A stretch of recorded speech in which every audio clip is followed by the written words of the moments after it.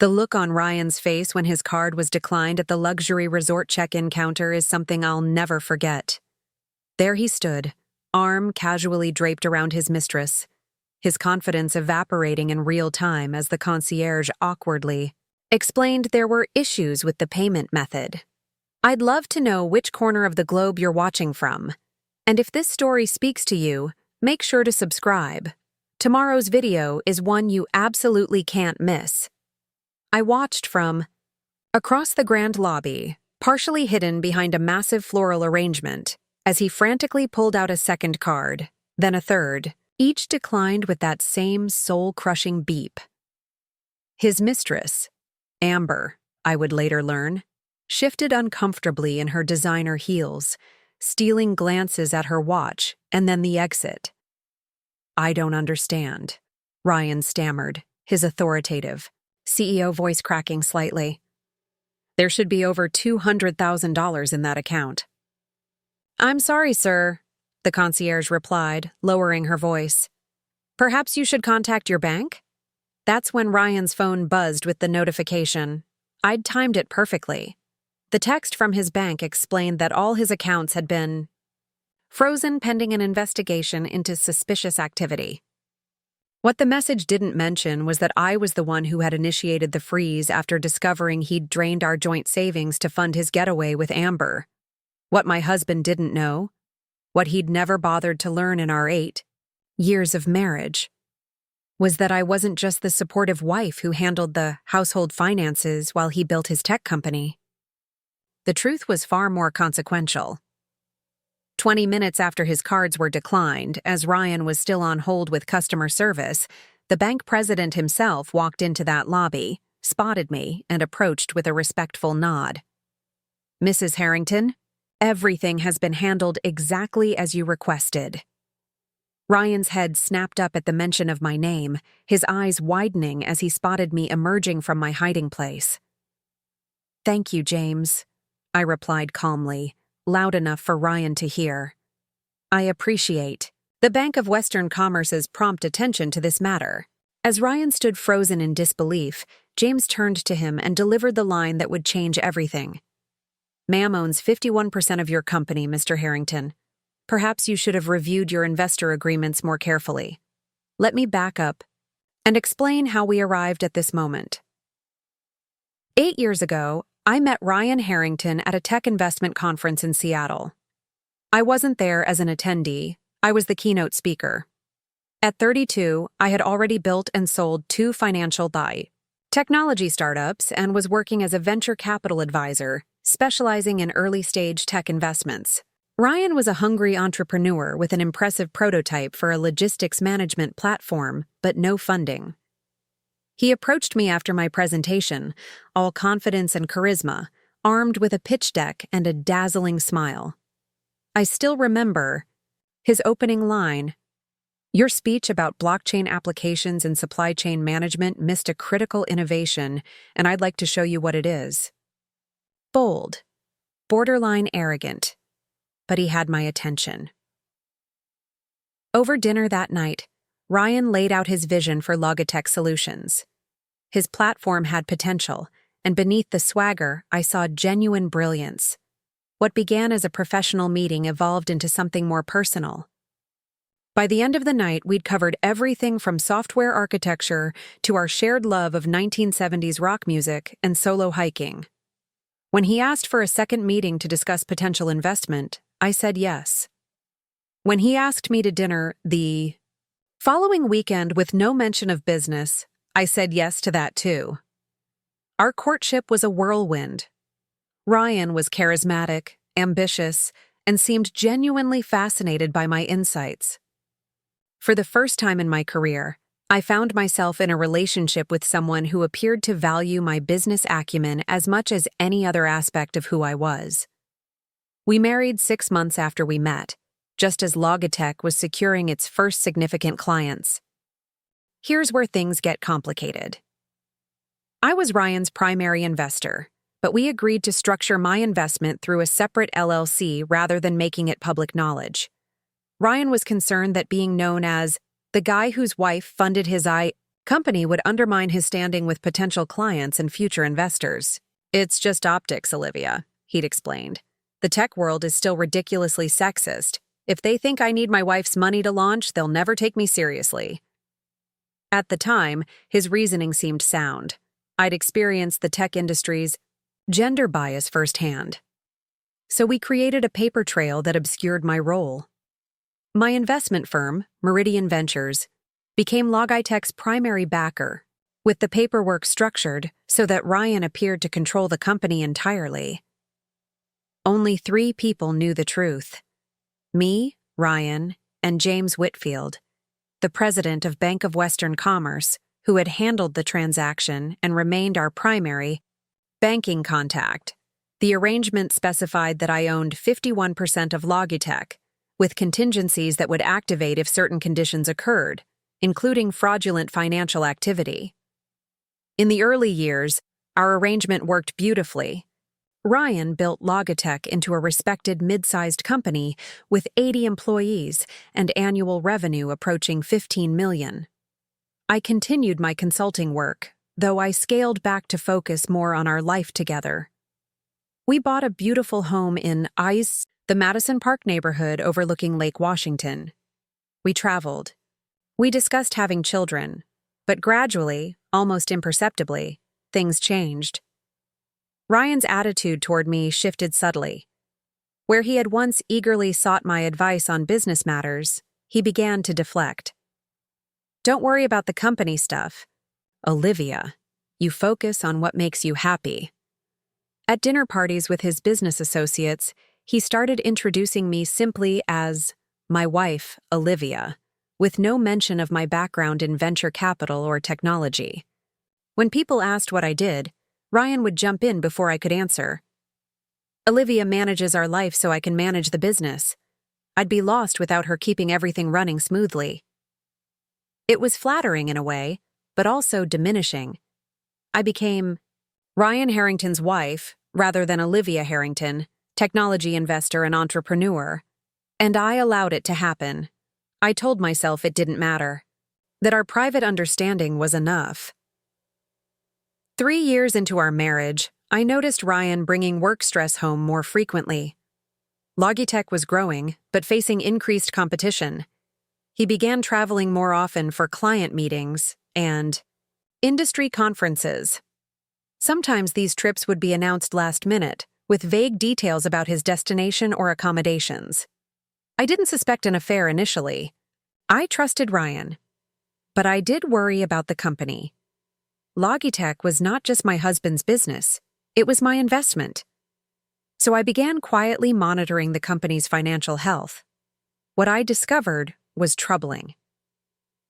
Despite Ryan's assurances that the company was thriving, the numbers told a different story. Logitech had been losing major clients. Development of their new platform version was months behind schedule and significantly over budget. Most concerning, there were financial transfers. I couldn't easily explain. Still, I didn't confront Ryan immediately. Instead, I decided to dig deeper, using access credentials I'd maintained but rarely used. What I found was a pattern of personal expenses being routed through company accounts, expensive dinners, hotel stays in cities where Logitech had no clients, gifts from high-end jewelry stores. Could there be legitimate business explanations? Possibly. Client entertainment and business development often required such expenditures. But the pattern troubled me, especially when I noticed these expenses frequently coincided with Ryan's unexplained trips. Then came the week Ryan told me he had to attend a development conference in Austin. It's a critical networking opportunity, he explained, kissing me goodbye. I'll call you each night. The first red flag. Logitech had no developers working on projects relevant to this particular conference. The second, Ryan's sporadic communication over the following days, always with background noise that didn't sound like a convention center. The third and most telling, I received an automated notification from our joint savings account. A transfer of $212,000 had been initiated to an account I didn't recognize. That amount represented almost the entirety of our joint savings. The money we'd been setting aside for a potential investment property, future children's education, and travel. Gone in a single transaction. I immediately logged into our banking portal and confirmed the transfer was genuine, not some phishing attempt. Ryan had emptied our savings without discussion, without warning. My husband, the man I'd supported financially and emotionally for years, whose company existed largely because of my investment, had just taken everything we'd saved. Together. I sat at my desk staring at the transaction details, ice forming in my stomach. Where was this money going? What was Ryan doing? I needed answers before confronting him. First, I traced the receiving account. It belonged to a recently formed LLC called Horizon Ventures. Public records revealed minimal information. It had been established 3 months earlier with a registered agent service that provided anonymity to the actual owners. Next, I reviewed Ryan's recent communications. We shared a family plan for our smartphones, giving me access to the detailed billing records. For the past 6 months, one number appeared consistently: late-night texts, calls during business hours, weekend conversations. I didn't recognize the number, but the pattern was unmistakable. Then I checked his travel arrangements. Ryan had always been meticulous about forwarding his itineraries to me, in case of emergency. But comparing his forwarded itinerary with the actual booking in his email account revealed 2 different destinations. The development conference in Austin was real, but Ryan had never booked a ticket there. Instead, his actual reservation was for Maui, specifically the Grand Wailea Resort, in a luxury oceanfront suite for 2. I called James Whitfield at the Bank of Western Commerce. Our relationship had evolved over the years from purely professional to something closer to friendship. James had handled both my personal finances and Logitech's banking from the beginning. "Olivia," he said, his tone immediately concerned. "I was about to call you. There's been some unusual activity with both your personal and business accounts." "The two $12,000 transfer from our joint savings?" I asked. "That, yes, but also several significant transfers from Logitech's operational accounts to the same destination. Nearly $600,000 in total over the past 3 weeks. A lot of love and effort went into bringing this story to life. If you're enjoying it, we'd be so grateful if you'd subscribe to our channel. Now, back to where we left off." The room seemed to tilt beneath me. Not just our savings, but company. Funds as well. This wasn't just a betrayal of our marriage. It was potentially criminal misappropriation of business assets. "James," I said, fighting to keep my voice steady, "I need your help." Over the next 2 hours, James and I pieced together the full picture.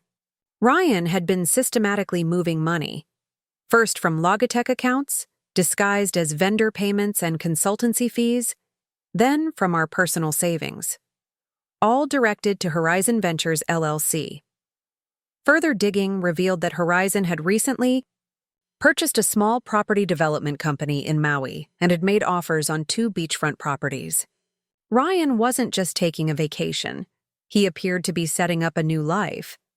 But who was the second person on the reservation? Who owned the phone number that Ryan called so frequently? A social media search provided the answer. Amber Levinson, 32, a former Logitech employee who had worked as Ryan's executive assistant before leaving the company 18 months ago. Her Instagram showed recent photos in Maui scouting properties and multiple cryptic captions about new beginnings and taking chances on love. The picture became painfully clear. Ryan and Amber had been having an affair, possibly since she worked at Logitech. Now they were preparing to start over in Hawaii, funded by money taken from our marriage and from the company I had helped build. My initial shock gave way to cold, calculating anger. I had 2 choices. I could confront Ryan immediately and watch him scramble for explanations, potentially giving him time to cover his tracks or move additional funds. Or I could act decisively to protect both my personal assets and my business investment. I chose the latter. James, I said, I need to invoke the contingency clauses in the Logitech investment agreement. The fraud protection provisions? He asked, his tone serious. Are you certain, Olivia? Once triggered, these have significant consequences. I'm certain. Ryan has misappropriated company funds for personal use without board approval or shareholder knowledge. That explicitly triggers the protective covenants. James was silent for a moment. You understand what this means? Your ownership position will be immediately formalized. Ryan's authority over company accounts will be suspended pending investigation. Yes. And I need something else. I need our personal accounts frozen as well, at least temporarily. Can you flag them for suspicious activity? With the evidence of the unusual transfer, yes. We can implement a 72-hour security hold. But Olivia, have you considered talking to Ryan first? I looked down at my phone, at the hotel confirmation showing a 5-night stay in a luxury suite beginning tomorrow. In the text messages Ryan had sent me claiming he was networking with developers when he was actually finalizing plans to abandon our marriage. Ryan made his choice, James. Now I'm making mine. The next 24 hours were a blur of activity. I formally documented the financial irregularities. I consulted discreetly with the company's legal counsel without revealing the full personal situation. I arranged for an emergency meeting of Logitech's small board of directors, scheduled for 3 days later, and I booked a flight to Maui. Ryan's check-in at the Grand Wailea was scheduled for 4:00 p.m. Hawaii time. My flight landed at 2:30 p.m. I had just enough time to reach the resort and position myself to witness what happened next. Which brings us back to the moment in the lobby, watching Ryan's growing panic as his carefully constructed plan collapsed around him. As James Whitfield delivered the news about my majority ownership of Logitech, I walked calmly toward my husband. Amber recognized the situation was deteriorating rapidly and had already begun edging toward the door, her designer luggage forgotten beside the check-in counter. Hello, Ryan, I said, my voice steady despite the storm of emotions beneath the surface. Olivia, he managed, his face cycling through shock, guilt, and then something like calculation as he tried to assess how much I knew and how he might salvage the situation. I can explain. This isn't what it looks like. It looks exactly like what it is, I replied. You emptied our joint savings account without my knowledge or consent. You misappropriated company funds, and you did it all to finance a new life with your former assistant. Amber had frozen near the exit, caught in the unfolding drama. Ryan glanced between us, desperately searching for an escape route. The board meeting has been moved up, I continued, watching the color drain from his face. It's tomorrow morning, and it will be conducted via video conference. I suggest you find a way to attend, though I should warn you that your company email and access credentials have been suspended. You can't do this, Ryan sputtered, his CEO authority attempting to reassert itself. Logitech is my company. I built it from nothing. It was James who answered, his professional demeanor never wavering. Actually, Mr. Harrington, the company ownership records clearly establish Mrs. Harrington as the majority shareholder through Meridian Ventures LLC. The investment agreement you signed gives her controlling interest, with specific provisions regarding financial impropriety. As this reality dawned on Ryan, his expression shifted from disbelief to a desperate kind of anger. This is ridiculous. No one even knows you're involved with Logitech. You've been playing the supportive wife for years. Who's going to believe? You suddenly own my company?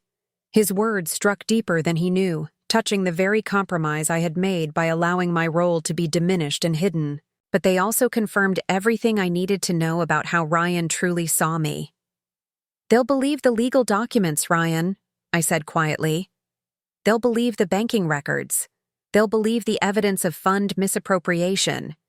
But most importantly, they'll believe it because it's true. I never stopped being an investor and entrepreneur just because you found it more convenient to introduce me as just your wife. Amber had finally found her voice. Ryan, what is she talking about? You said the money was yours, that you'd earned it all yourself. I turned to her, feeling a surprising flash of sympathy beneath my anger. Did he tell you he built Logitech with his own expertise and determination? That he secured the initial funding through his brilliant pitches to venture capitalists? Her uncertain expression told me everything. The initial funding came from me, Amber. I wrote the first check that made Logitech possible. I provided the connections to the first major clients. I have always owned a majority interest in the company, even if Ryan preferred to pretend otherwise. Ryan took a step toward me, his voice lowered to an urgent whisper. Olivia, please, we can discuss this privately. There's no need to create a scene. You lost the right to privacy when you stole from our marriage and from the company, I replied, loud enough for those nearby to hear. Now I suggest you find somewhere else to stay tonight. Your reservation here has been canceled, and your access to our joint funds has been terminated. As if on cue, the concierge approached with Ryan's declined credit cards on a small tray. I'm sorry for the inconvenience, sir. Would you like us to hold your luggage while you make alternative arrangements? Ryan stood motionless, the carefully constructed world he thought he controlled crumbling around him. In that moment, I saw him clearly for perhaps the first time since our early days. Not the confident CEO, not the charismatic entrepreneur, but a man who had foolishly believed he could take what wasn't entirely his without consequences. The meeting is at 9 a.m. Pacific time tomorrow, I said, turning to leave. I suggest you be prepared to explain the financial discrepancies to the board. As I walked away, James Whitfield fell into step beside me. Are you all right, Olivia? He asked quietly. No, I answered honestly, but I will be. Behind us, I could hear Ryan's increasingly desperate attempts to access any of his accounts, to salvage something from the wreckage of his plans. But the financial safeguards were already in place. The company protection protocols had been activated, and the truth about who really controlled Logitech Solutions was finally emerging from the shadows. My marriage might be over, but my role as a business leader was just becoming visible again after years in the background. It was time for everyone to see exactly who Olivia Harrington really was. That night in my hotel room, I sat on the balcony overlooking the same Maui beach that Ryan had planned to enjoy with Amber. The irony wasn't lost on me. The ocean breeze carried the scent of plumeria as I prepared for the board meeting that would determine Logitech's future, and, by extension, my own. Sleep was impossible. Instead, I meticulously reviewed the company financials, flagging each suspicious transaction. The pattern was worse than I'd initially realized. Ryan hadn't just begun siphoning funds recently. There was evidence of smaller diversions going back nearly 14 months. Always careful, always just below thresholds that would trigger automatic alerts. By dawn, I had compiled a comprehensive report documenting approximately $1.2 million in questionable transfers. Some appeared to be legitimate business expenses that had been duplicated, paid once to the actual vendor and once to shell accounts that eventually led to Horizon Ventures.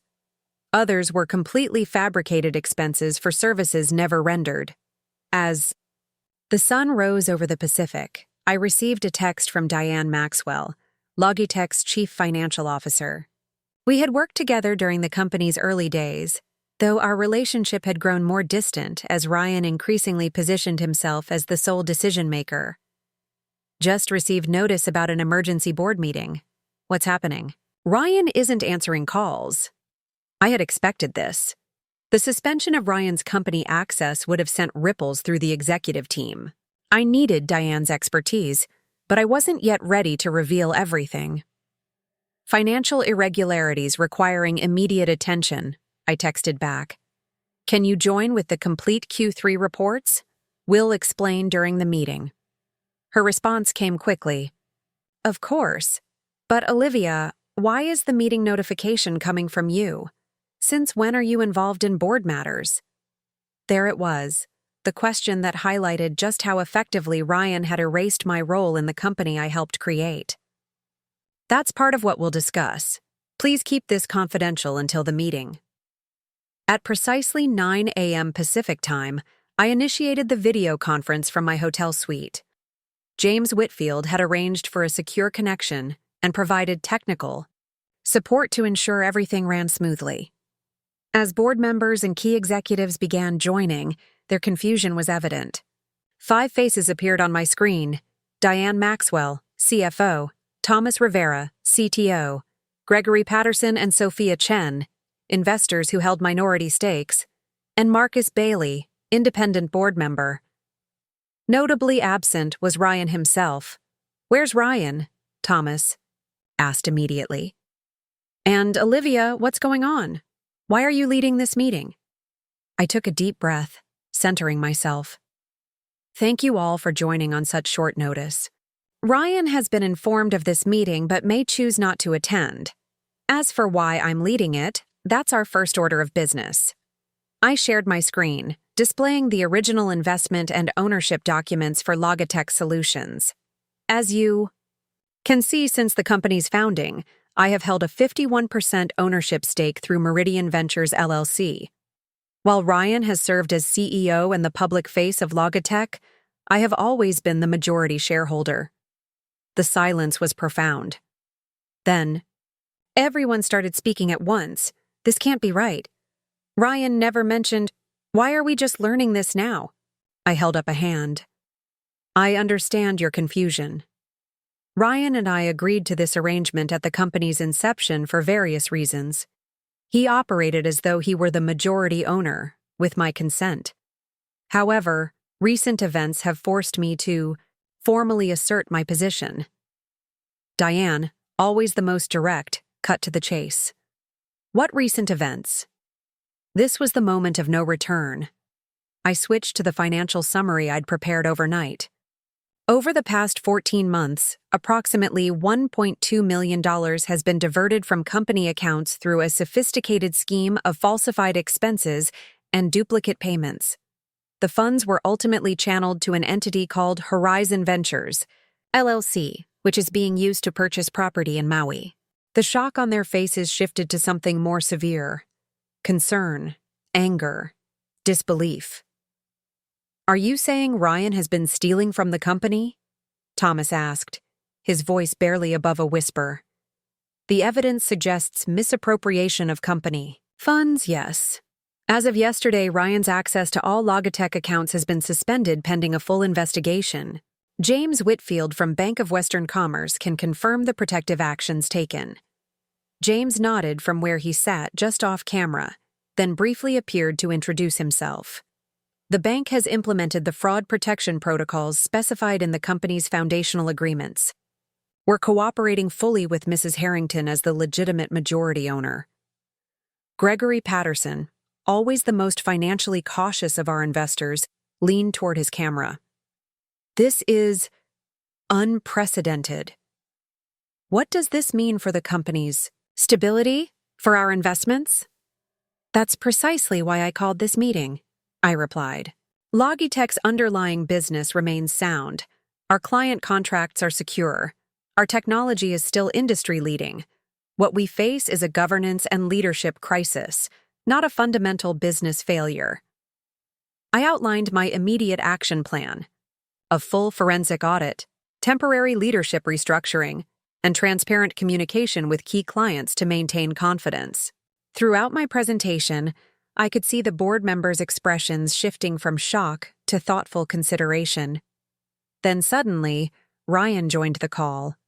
He looked terrible, unshaven, red-eyed, wearing the same clothes from yesterday. The luxury resort backdrop was gone, replaced by what appeared to be a basic hotel room. "This is completely unauthorized," he began without preamble.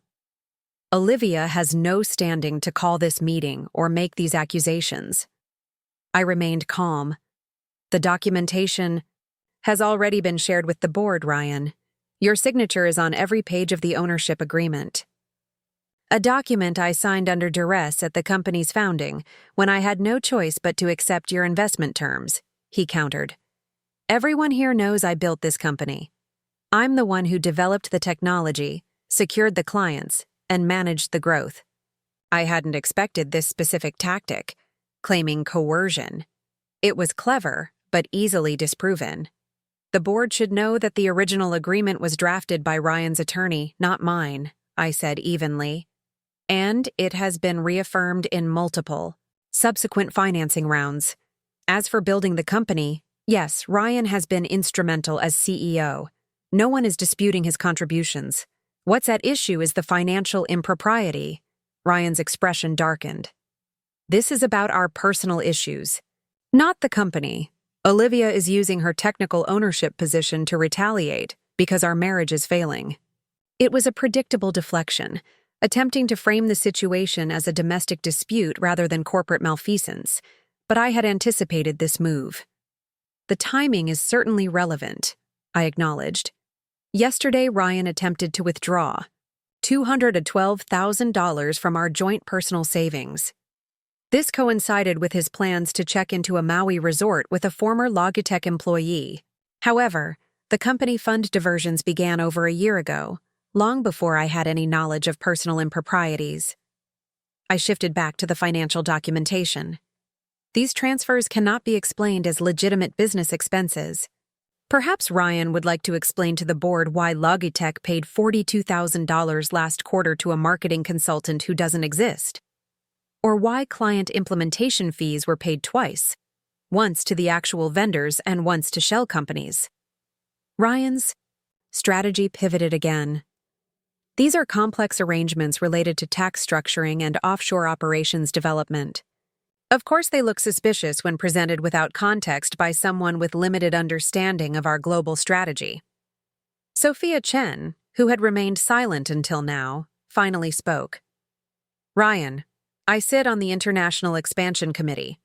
There is no approved offshore operations development in Hawaii. The meeting continued for another tense hour. Ryan alternated between technical denials, personal attacks on my motives, and attempts to rally the other board members to his side. But the documentation was too comprehensive, the financial discrepancies too glaring to dismiss. Finally, Marcus Bailey, our independent board member and the most experienced corporate governance expert among us, cleared his throat. I've heard enough to recommend immediate action. I move that we formalize the temporary suspension of Ryan Harrington as CEO pending a complete investigation, with Olivia Harrington serving as interim CEO given her ownership position and familiarity with the company. Additionally, we should engage an independent forensic accounting firm to review all financial transactions from the past 18 months. The motion was seconded by Sophia. When the vote came, it was unanimous, including Gregory Patterson, who had been Ryan's strongest ally on the board. Ryan's face contorted with fury. You can't do this. I am Logitech. Without me, there is no company. The company will continue, Ryan, I said quietly. What happens next depends largely on you. If you cooperate with the investigation, return the misappropriated funds, and help ensure a smooth transition, there may be a path forward that doesn't involve criminal charges. Criminal charges? He laughed bitterly. You wouldn't dare. Think about what that would do to the company's reputation, to our family name. I don't want that outcome, Ryan, but I will not allow the company and its employees to be further harmed. The choice is yours. With that, Ryan disconnected from the call without another word. The remaining board members and executives sat in stunned silence for a moment before Diane spoke. Olivia, I think I speak for everyone when I say we need more information. How do we proceed from here? For the next hour, we developed an action plan. Diane would oversee the financial review. Thomas would ensure continuity of technology operations. Sophia would reach out to our key clients to reassure them, and I would return to Seattle immediately to take the helm at Logitech headquarters. After the call ended, I sat alone in my hotel room, emotionally drained but resolute. This wasn't how I had envisioned stepping into a leadership role at Logitech, but perhaps it was necessary. For too long, I had allowed my contributions to be minimized, my expertise sidelined. That ended today. My phone vibrated with a text from Ryan. "This isn't over. You have no idea what you've started." I didn't respond. Instead, I booked the first available flight back to Seattle and began preparing for what would undoubtedly be a challenging transition. The flight home gave me time to process everything that had happened. As I watched the Pacific pass beneath the plane, I reflected on how thoroughly I had compartmentalized my professional identity during my marriage to Ryan. I had been two distinct people, the shrewd investor and entrepreneur in my professional life, and the supportive, deliberately diminished wife in my personal life. That bifurcation had served Ryan's ego, but had cost me parts of myself. Never again would I allow someone to reshape me into a more convenient version of who I truly was. By the time we landed in Seattle, news of the leadership change had begun circulating through Logitech. I had asked Thomas to inform the executive team, but to keep details minimal until I could address everyone personally. As my rideshare approached Logitech's headquarters in the South Lake Union District, I felt a strange combination of familiarity and foreignness. I had visited many times over the years for holiday parties and occasional social events, always introduced as Ryan's wife. Now I was arriving as the interim CEO and majority owner. The security guard at the front desk did a double take when I approached. "Mrs. Harrington, I didn't know you were coming in today. I'll need a proper access badge," I said. "I understand there's been an announcement about leadership changes." "Yes, ma'am." "Let me call Ms. Maxwell to escort you up." Minutes later, Diane arrived in the lobby, her expression a mixture of professional composure and genuine concern. "Olivia, the executive team is assembled in the conference room. How do you want to handle this?" "Transparently, but carefully," I replied as we walked toward the elevators. "How's the mood?" "Confused. Anxious. Ryan has been texting some of them with his version of events." "Which is?" "That you've orchestrated a hostile takeover leveraging technical ownership details that were never meant to be exercised. That this is a personal vendetta. Because of marital problems," I nodded, unsurprised. "And the financial discrepancies?" "He's claiming they're legitimate strategic investments that you're mischaracterizing."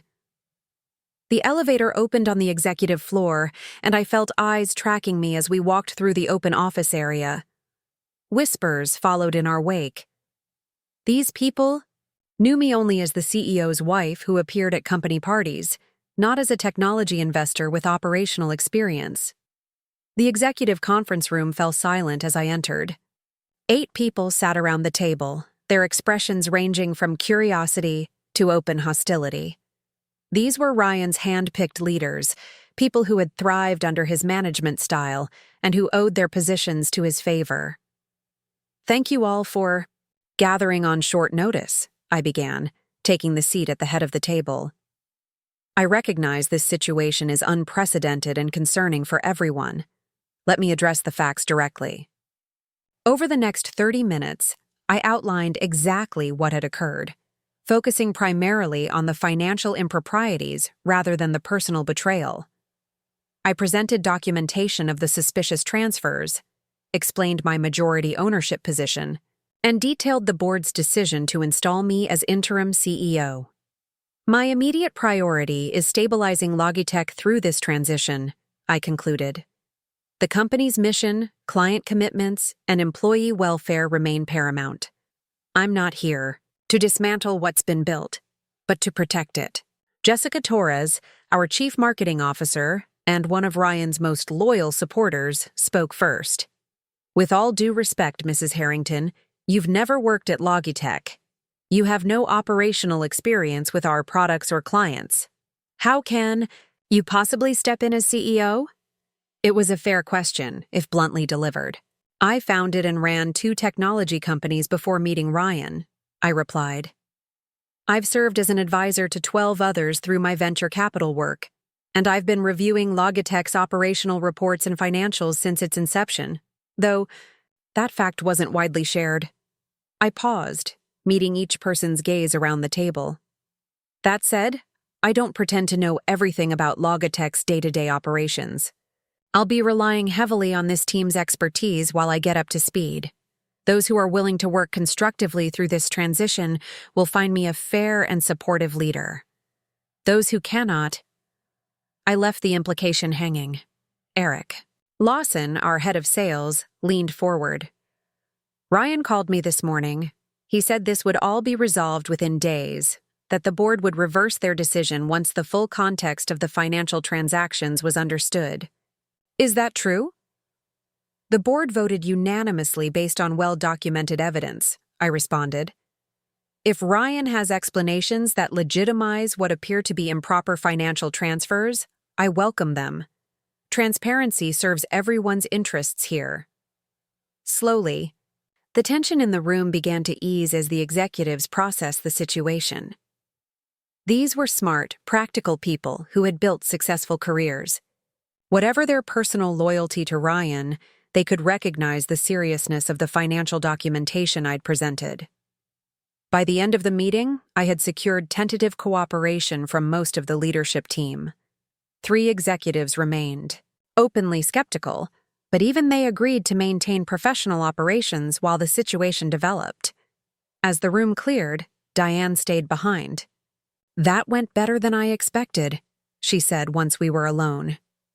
It's only the beginning, I replied. Ryan won't surrender control without a fight, and I still need to address the broader company. Logitech employed over 80 people across development, sales, customer support, and administration. Most had never interacted with me directly.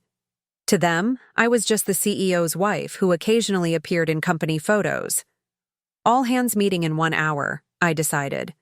In the meantime, I need to see Ryan's office. Ryan's corner office showcased the carefully cultivated image of a successful tech entrepreneur. Awards lined the credenza. The wall displayed photos of Ryan with industry leaders and clients. Notably absent were any personal photos of us together or any indication of my role. In founding the company, I sat at his desk, taking in the view of Lake Union that he enjoyed daily. The computer was locked, of course. Ryan's access had been suspended, but we hadn't yet retrieved his devices or credentials. That would be another battle. As I surveyed what had been Ryan's domain, I noticed something odd about one of the framed magazine covers featuring him. It seemed slightly askew. On closer inspection, I discovered it was hinged, a hidden safe concealed behind it.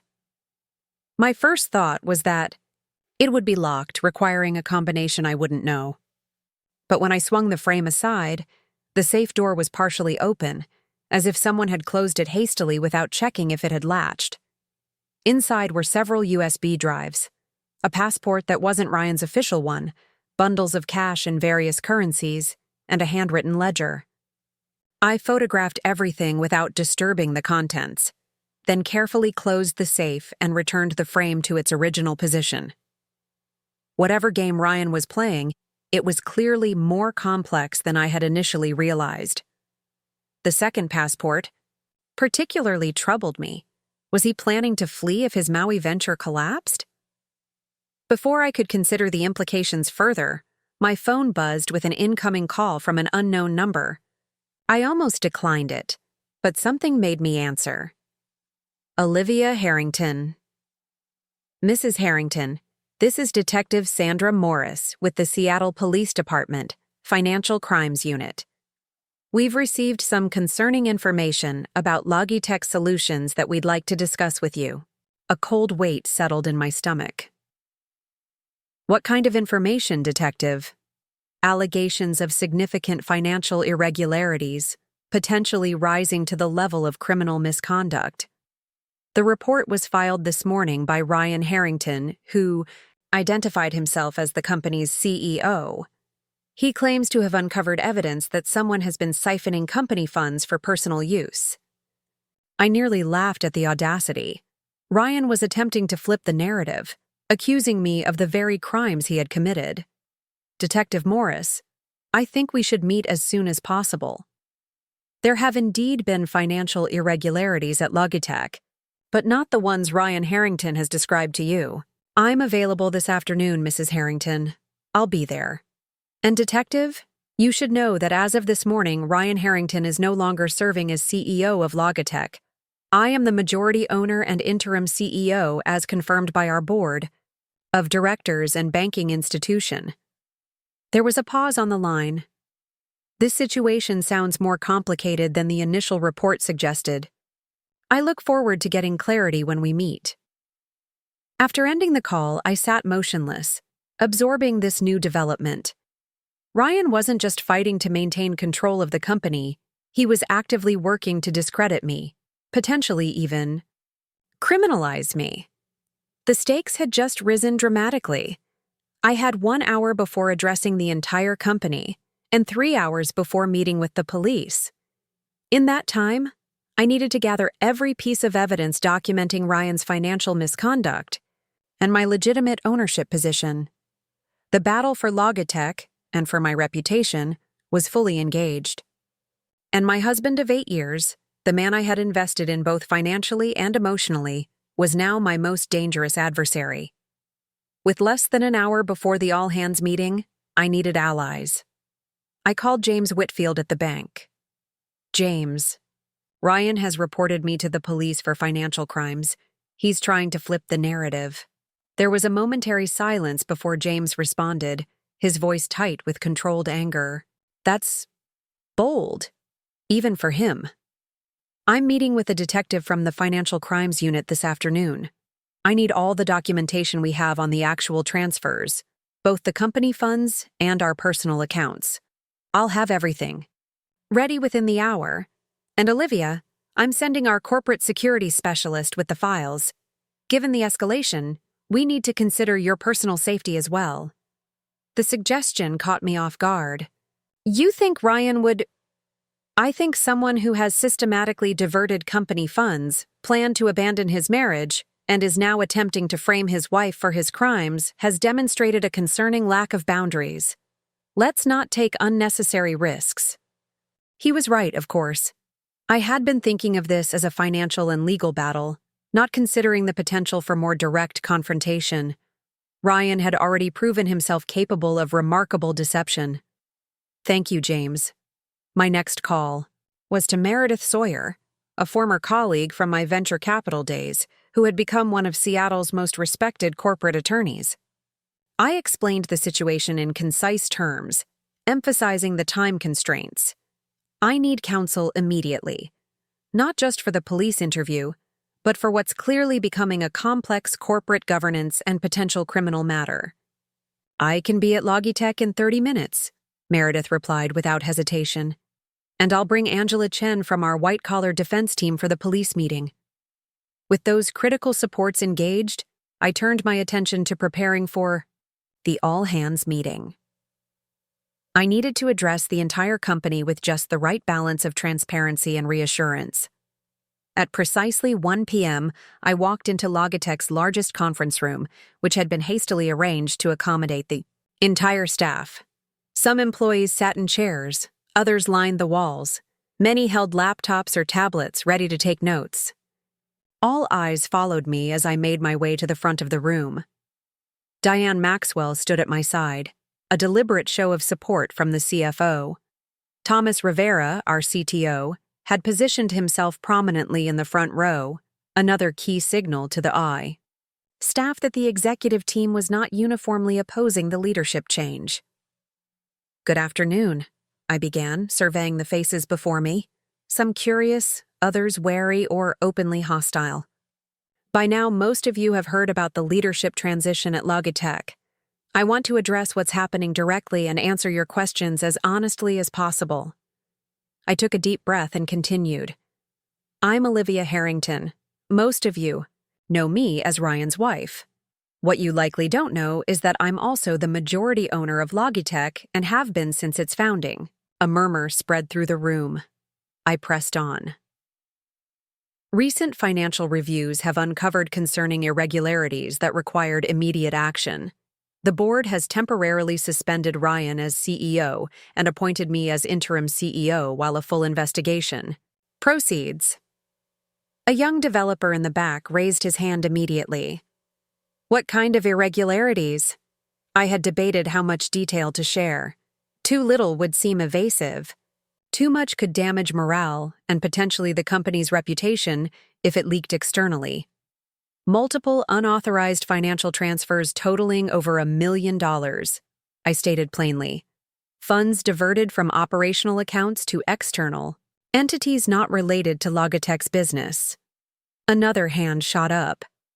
Are we in financial trouble? Should we be worried about the company's stability? Logitech's core business remains strong, I assured them. Your jobs are not at risk.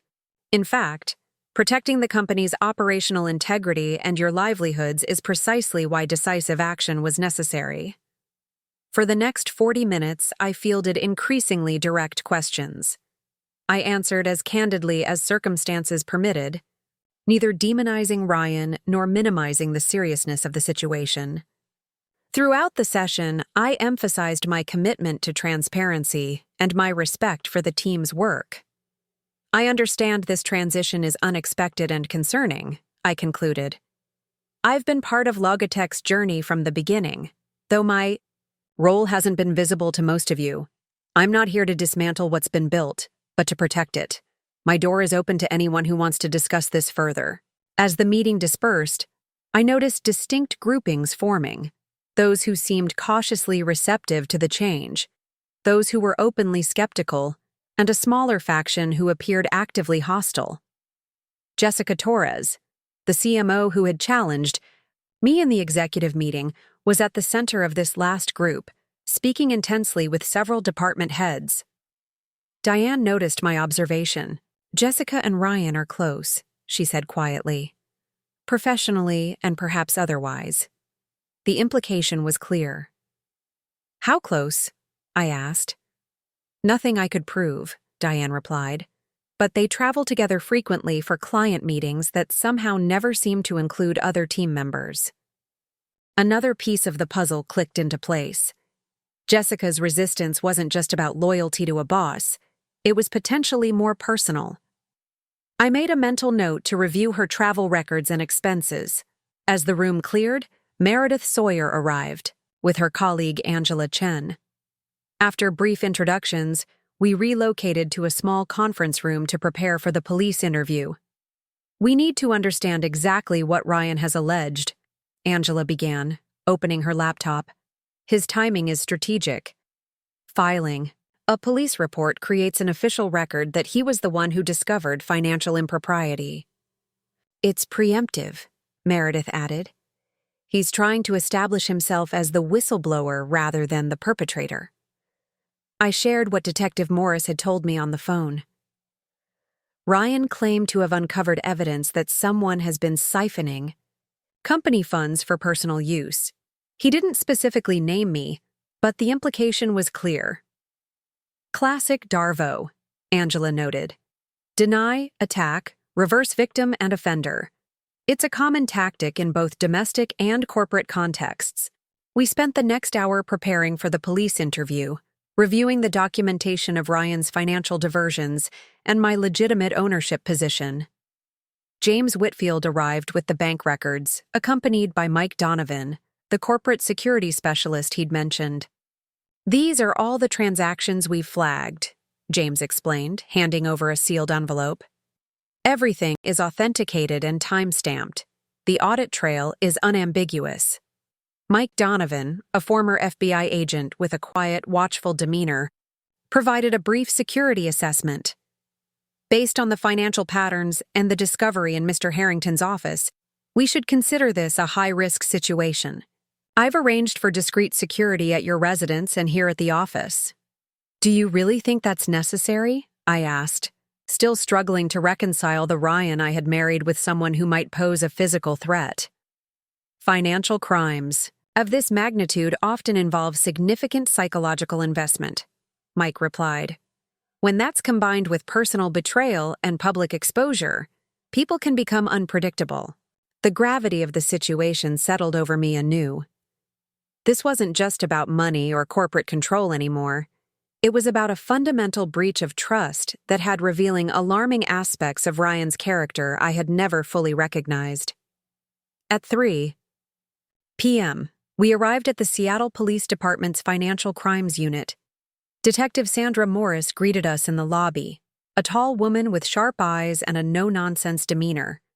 She raised an eyebrow at my legal entourage, but made no comment as she led us to an interview room. "Thank you for coming in promptly, Mrs. Harrington," she began once we were seated. "As I mentioned on the phone, we received a report this morning from Ryan Harrington alleging financial misconduct at Logi Tech Solutions." Before we discuss that, Meredith interjected, "We'd like to provide some critical context and documentation." Detective Morris nodded. "I understand from our phone conversation that there's more to this situation than Mr. Harrington's report suggested." For the next hour, we methodically presented the evidence of Ryan's financial diversions, my legitimate majority ownership, and the board's decision to suspend him as CEO. James Whitfield joined by phone to confirm the banking record's authenticity and the implementation of fraud protection protocols. "So you're telling me," Detective Morris summarized, "that Mr. Harrington has been diverting company funds for personal use, attempted to empty your joint savings account, and is now claiming to be the victim of financial crimes potentially perpetrated by you?" "That's correct," I confirmed. "The documentation is conclusive." Detective Morris reviewed the transaction records again, her expression thoughtful.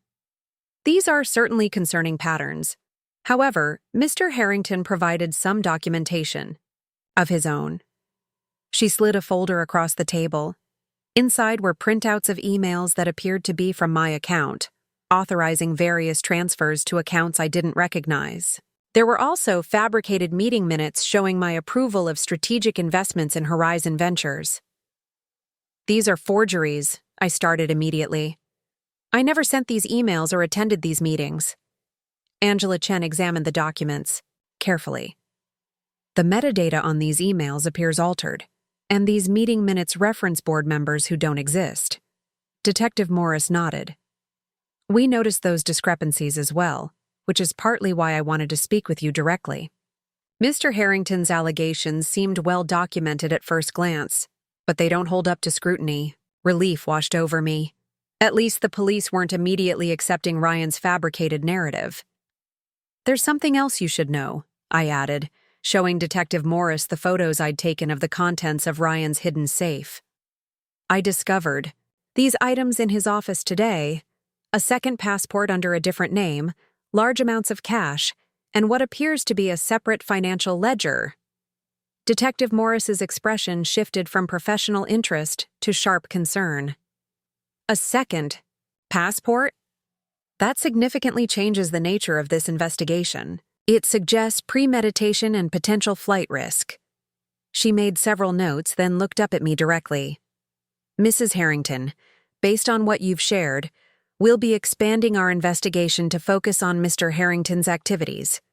His report against you appears retaliatory and potentially obstructive. That said, we'll need to thoroughly investigate all aspects of this situation. I understand and will cooperate fully," I assured her. As we were concluding the meeting, Detective Morris's phone buzzed. She checked the message, then addressed me with a newly urgent tone. "Mrs. Harrington, we've just received information that Ryan Harrington attempted to access Logitech's main servers remotely about 20 minutes ago. The attempt triggered a security alert. Do you have critical data that could be at risk?" My stomach dropped. "Our client data, proprietary technology, financial records, everything. I recommend you contact your IT security team immediately. This could be an attempt to destroy evidence or compromise company assets." The interview ended abruptly as I called Thomas Rivera, our CTO. "Thomas, Ryan may be attempting to breach our systems. We need immediate lockdown protocols." "Already on it," Thomas replied, his voice tense. "We detected multiple access attempts using his credentials. He's trying to get into the financial database and the source code repository. Can you block him?" "We've revoked his credentials, but he's using some backdoor access points we didn't know about. My team is working to close them now. I turned to Mike Donovan, who had been waiting outside the interview room. We need to get back to Logitech immediately. Ryan is trying to breach the company systems. The drive back to the office was tense, filled with urgent calls coordinating the security response. By the time we arrived, Thomas and his security team had managed to contain the breach attempts, but the implications were serious. He has access we didn't know about, Thomas explained, in the hastily assembled crisis meeting. Custom backdoors built into the system that don't appear in the standard security protocols.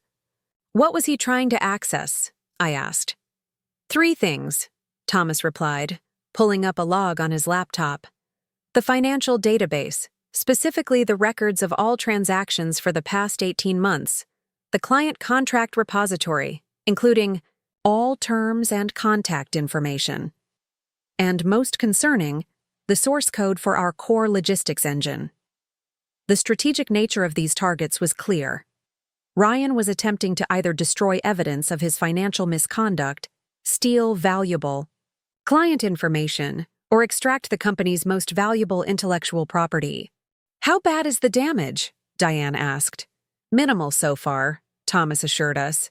We caught the attempts quickly, but we can't be certain what access he might already have had or what data he might have previously extracted. I made a quick decision. Implement complete security protocol reset. New credentials for everyone, additional authentication layers, full system audit.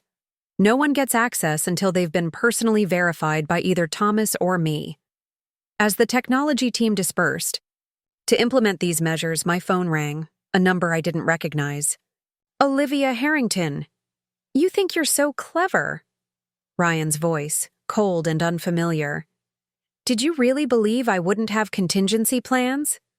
I put the phone on speaker so the others in the room could hear, signaling Mike Donovan to try to trace the call. Ryan, whatever you're planning, it's not too late to stop.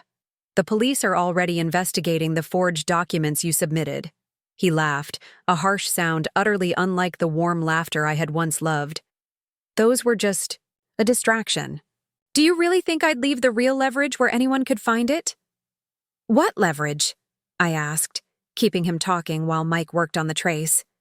8 years, Olivia.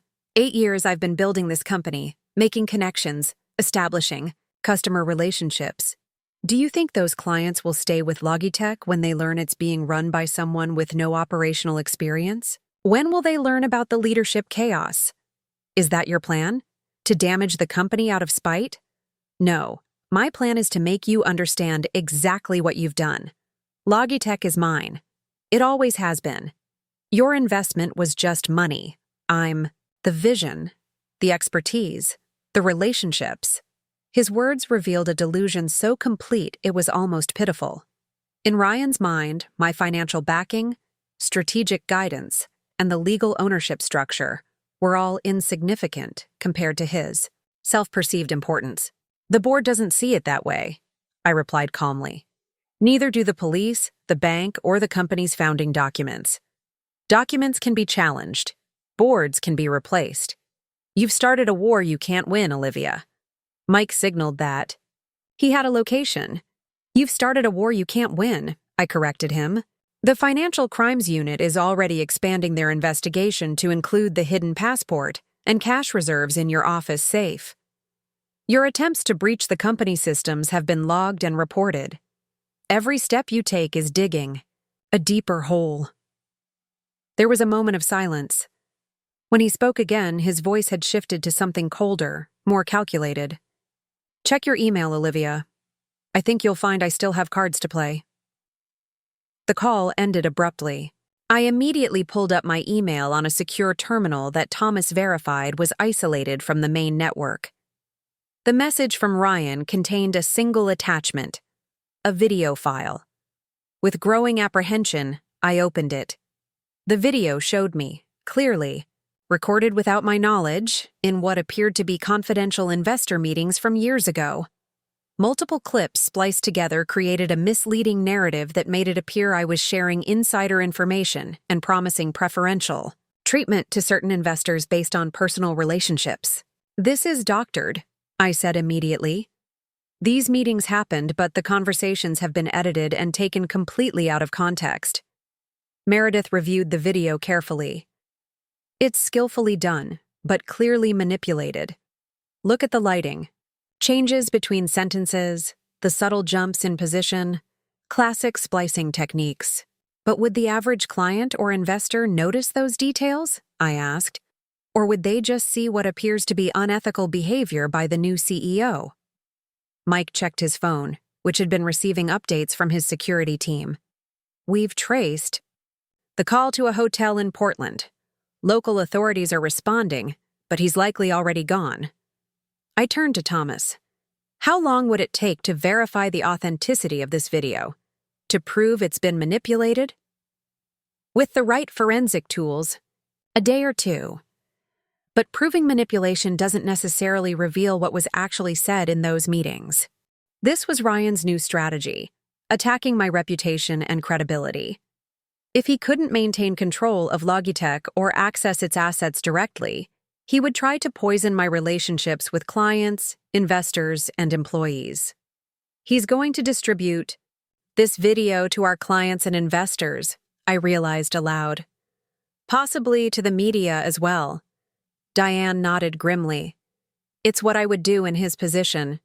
Create enough doubt about the new leadership that clients begin reconsidering their contracts and investors start asking questions. Then we need to get ahead of it," I decided. "Diane, contact all our major clients and key investors.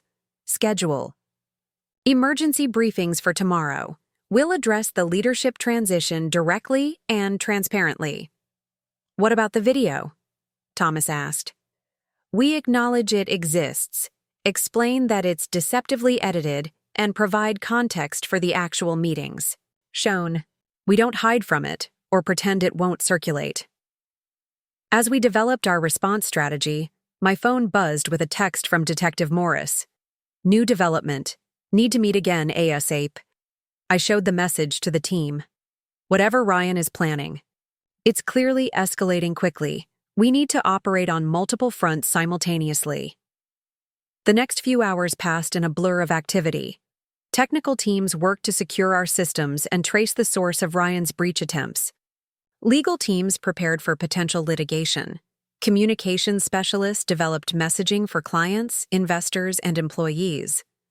Throughout it all, I maintained outward composure while internally grappling with the shocking transformation of the man I had married into someone capable of such calculated deception and sabotage. At 7 p.m., Detective Morris arrived at Logitech with 2 additional officers. Her expression was grave as she asked to speak with me privately. "Mrs. Harrington, we've uncovered significant new information," she began once we were alone in my temporary office. "The financial diversions from Logitech appear to be part of a much larger pattern. We've linked Horizon Ventures LLC to similar entities associated with at least 3 other technology companies in the region." "I don't understand," I said, trying to process this new information. "We believe your husband may have been running a sophisticated fraud operation for years, potentially predating your marriage. The pattern suggests he identifies companies with valuable intellectual property, gains access to their financial systems, and then systematically extracts funds while positioning himself to acquire their technology." The implications were staggering. Had our entire relationship been strategic on Ryan's part? Had he pursued me specifically because of my investment capability and industry connections? "There's more," Detective Morris continued. "The passport you discovered is connected to a person of interest in a federal investigation into cross-border technology theft. We've contacted the FBI, who are now joining the investigation." The room seemed to tilt slightly as I absorbed this information. The Ryan I thought I knew, brilliant, ambitious, occasionally arrogant, but fundamentally honest, had never existed. Instead, I had married a sophisticated con artist who had been using me, using Logitech, as part of a much larger criminal enterprise. "What happens now?" I asked, my voice steady despite the emotional turmoil beneath. "We're issuing warrants for his arrest on multiple charges. His accounts and assets are being frozen, and we're implementing protective measures for you and the company, as this case now involves potential international criminal elements. As Detective Morris outlined the security protocols being implemented, my phone buzzed with another email notification. Against my better judgment, I checked it. The message contained a single line. Final warning, Olivia. Resign as CEO and transfer your ownership to me by noon tomorrow, or everything burns. I showed the email to Detective Morris, who immediately forwarded it to her colleagues. This helps establish intent and premeditation. We're treating these as credible threats. After Detective Morris left, I sat alone in the office that had been Ryan's just yesterday, trying to process everything that had happened. In the span of 48 hours, my marriage had imploded. I had assumed leadership of the company I'd helped create but never led, and I had discovered that my husband of 8 years was apparently a career criminal whose deceptions extended far beyond a simple affair. The challenge ahead was daunting. I needed to stabilize Logitech through this crisis, cooperate with multiple law enforcement investigations, and somehow protect myself from a man who clearly had resources, connections, and a willingness to destroy whatever he couldn't control. As I gathered my things to leave for the night, escorted by security personnel who would remain with me indefinitely, I noticed a small framed photo that had fallen behind Ryan's desk during the earlier search. It showed the two of us at Logitech's first major product launch, smiling broadly at the camera. I had been genuinely proud that day, of the company, of Ryan, of what we were building together. I left the photo where it lay. Whatever that relationship had been, whatever truth might have existed between us, was gone now. Ahead lay a different path, more difficult, more solitary, but ultimately more honest than the carefully constructed illusion I had been living in. As Mike Donovan escorted me to the secure vehicle waiting outside, I realized that the greatest challenge wouldn't be the legal battles, the company stabilization, or even finding Ryan. It would be reconstructing my own identity and confidence after discovering just how thoroughly I had been deceived by the person I had trusted most.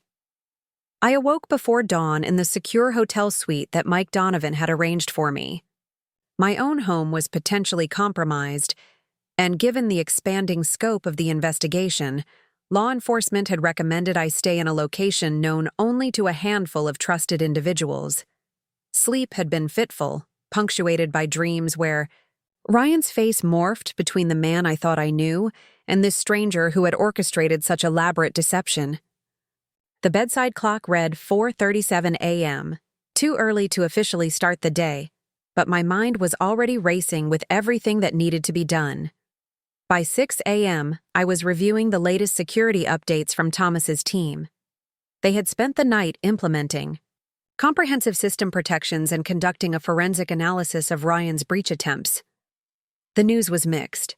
"We've closed all the back doors we could identify," Thomas reported via secure video call, dark circles under his eyes suggesting he hadn't slept at all. "But we found evidence that Ryan has been extracting data for months. Client information, financial records, and portions of our proprietary code." "What would be his goal?" I asked. "Leverage? Competition? Selling it to rivals?" Based on what Detective Morris shared about the larger pattern, probably all of the above.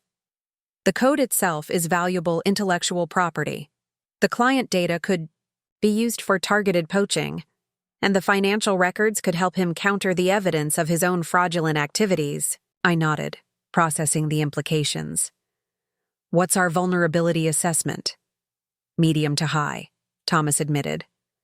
"We've secured what we have now, but we can't recapture whatever he's already taken, and we don't know exactly who he might be working with." That was the most unsettling aspect of this unfolding crisis, the unknown scope of Ryan's network. If Detective Morris was correct about him being involved in a larger criminal enterprise, we weren't just dealing with one disgruntled executive. We were potentially facing an organized operation with significant resources. My next call was to Diane Maxwell. As CFO, she was coordinating our client and investor communication strategy. I've scheduled video conferences with our top 15 clients for today, she reported. The earliest starts at 8 a.m., and we're booked back-to-back until 6 p.m. 4 key investors have also requested immediate briefings. Have any clients received Ryan's manipulated video? 3 have mentioned receiving concerning information. About Logitech's leadership. They didn't specifically mention a video, but the timing suggests that's probably what they're referring to. And our messaging approach? Transparent but controlled, Diane replied. We acknowledge the leadership transition and the ongoing investigation without specific details that could compromise legal proceedings. We emphasize business continuity, the strength of our technology, and our commitment to client service. And if they directly mention the video, we're prepared to address it head-on, acknowledge it exists, explain that it's been deceptively edited, and offer to walk them through the actual context of those meetings, many of which Diane or other executives attended. It was a solid strategy, though success would depend largely on the strength of our client relationships and how convincingly Ryan had presented his version of events. My third early morning call was to Meredith Sawyer, who was coordinating our legal response. We've filed for emergency injunctions against Ryan to prevent further dissemination of defamatory material, she informed me. We're also preparing civil complaints for fraud, theft of trade secrets, and breach of fiduciary duty. What about criminal charges? That's moving quickly. The Seattle PD has coordinated with the FBI, and federal prosecutors are preparing charges related to wire fraud, identity theft, and potentially espionage if the international connections are confirmed. Espionage? The word sent a chill through me. The FBI believes the broader criminal enterprise may be tied to foreign technology theft. They're being careful with details at this stage, but the implications are serious. After concluding these calls, I prepared for the day ahead. A secure vehicle would transport me to Logitech's headquarters, where I would spend the day in back-to-back client meetings while simultaneously coordinating with law enforcement and managing the company's operational response to the crisis. As I dressed, I confronted my reflection in the hotel mirror. The woman staring back appeared remarkably composed given the circumstances, hair neatly styled, outfit professional and commanding, expression determined. But beneath that careful exterior, I felt the strain of processing such profound betrayal, while simultaneously stepping into a high-pressure leadership role. 1 hour at a time, I said in my reflection. Just focus on the next necessary action. The Logitech office had transformed overnight. Security personnel were now stationed at entry points. Employee access had been restricted to essential personnel only. The typical open collaborative atmosphere had been replaced by something more cautious, more vigilant. Jessica Torres was waiting outside my office when I arrived, her expression tightly controlled, but her body language radiating tension. I need to speak with you privately, she said without preamble. I nodded to Mike Donovan, who had accompanied me into the building. He maintained a discreet distance but remained visible as Jessica followed me into the office. Once the door closed, her professional facade cracked slightly. I want to be clear about something.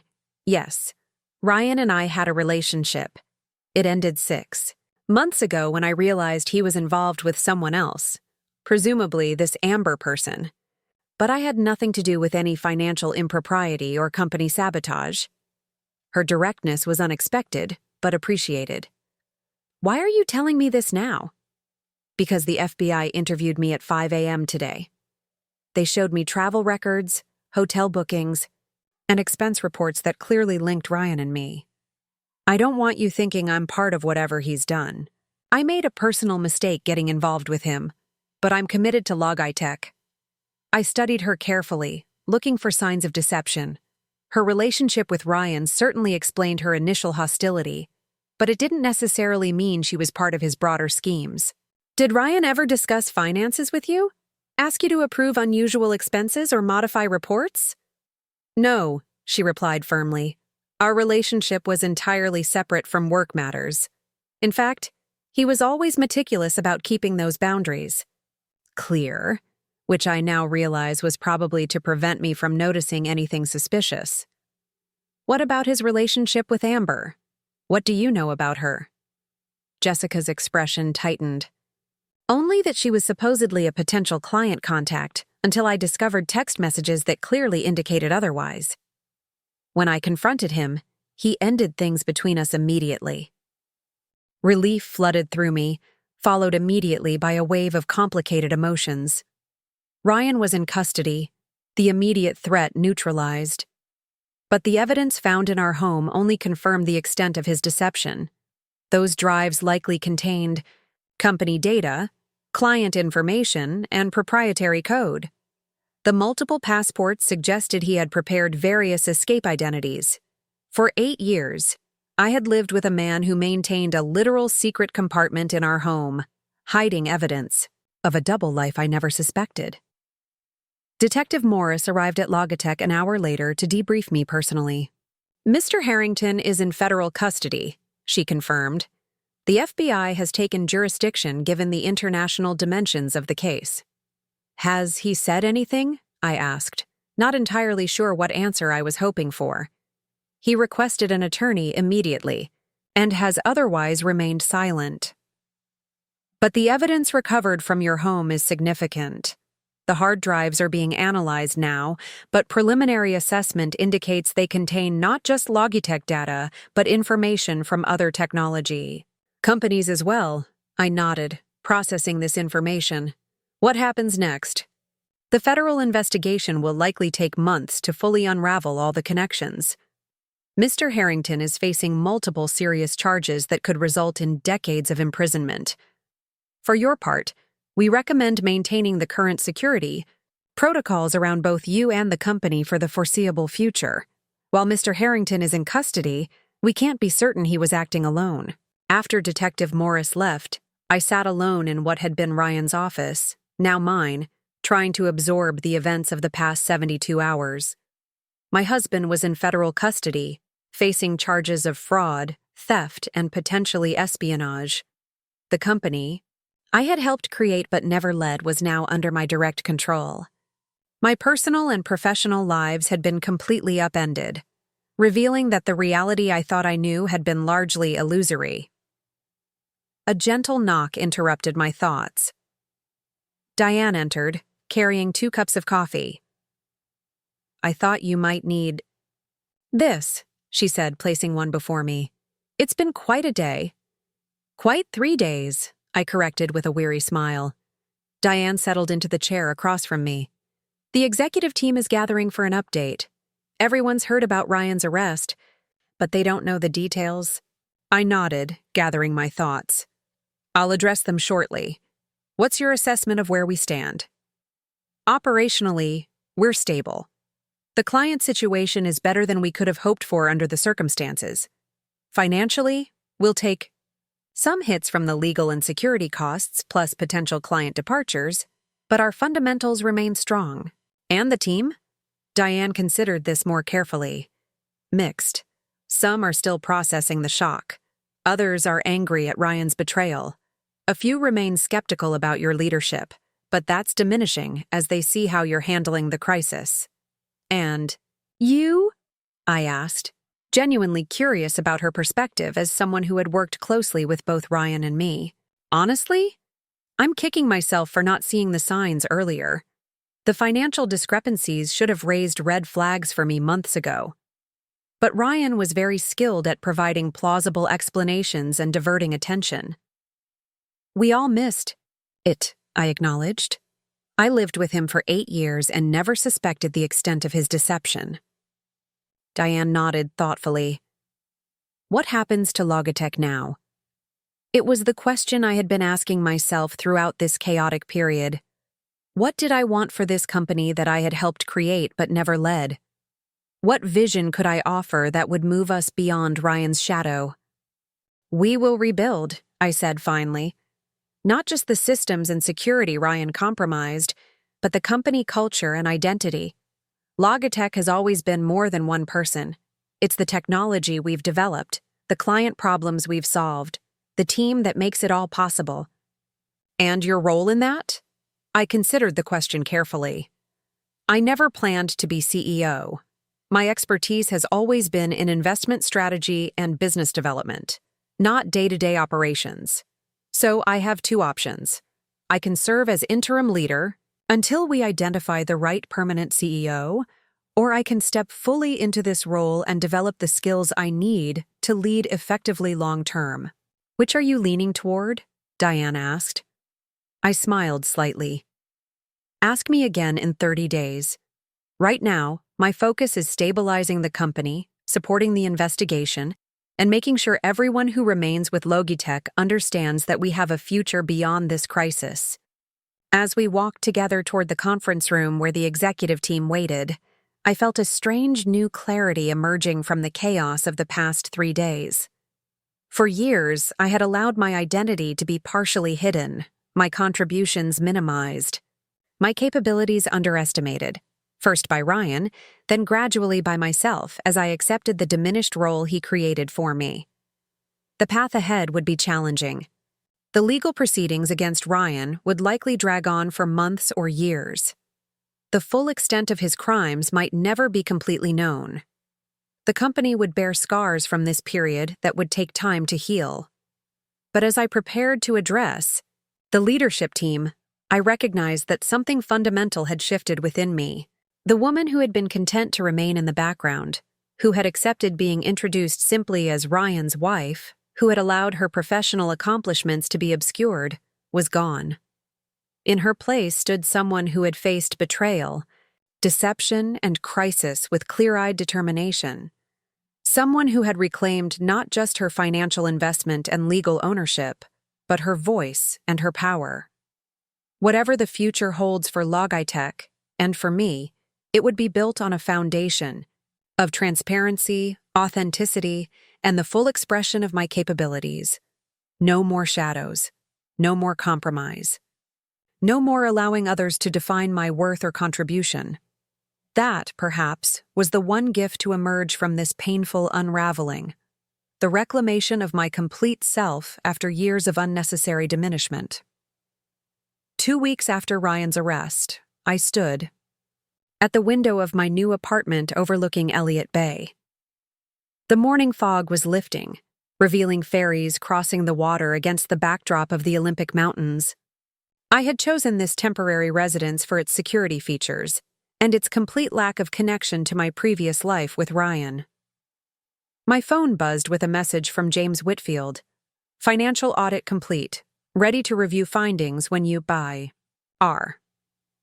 The forensic accounting investigation into Logitech's finances had been even more extensive than initially planned, examining not just the obvious diversions to Horizon Ventures, but all financial activity during Ryan's tenure as CEO.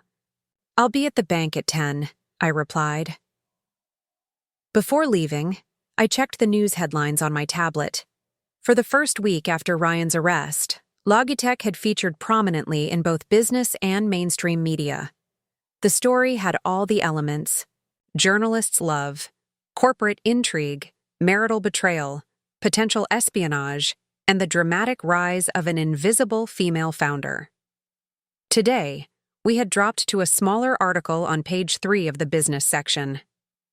Logitech announces new security. Protocol service following internal breach. Thomas's team had brilliantly transformed our own security crisis into a new product offering, leveraging our hard-won experience to develop enhanced protection for other companies. The rapid pivot from vulnerability to opportunity had helped shift the narrative around Logitech from scandal to resilience. The Bank of Western Commerce occupied a historic building in downtown Seattle, its stone facade projecting stability and tradition. Security had been enhanced since the crisis began, with additional measures implemented specifically for today's meeting. James met me in the private client entrance, his usual professional demeanor tinged with genuine concern. "How are you holding up, Olivia?" "One day at a time," I replied with a slight smile. "Some are better than others," He nodded understanding as he led me to a secure conference room where Diane Maxwell and two forensic accountants from an independent firm were waiting with stacks of reports and digital presentations prepared. Mrs. Harrington, the lead accountant, began. We've completed our comprehensive analysis of Logitech's financial activities over the past 5 years. The findings are significant. For the next 2 hours, they walked me through the elaborate web of financial manipulation Ryan had constructed. The diversion of funds to Horizon Ventures represented just the most recent and blatant example of a pattern that had been developing for years. In total, we've identified approximately $3.7 million in misappropriated funds, the accountant explained, displaying a timeline of transfers, falsified expenses, and hidden accounts. The methods became increasingly sophisticated over time, suggesting growing confidence in the ability to avoid detection. Were there no red flags? I asked, glancing at Diane. No patterns that should have been obvious?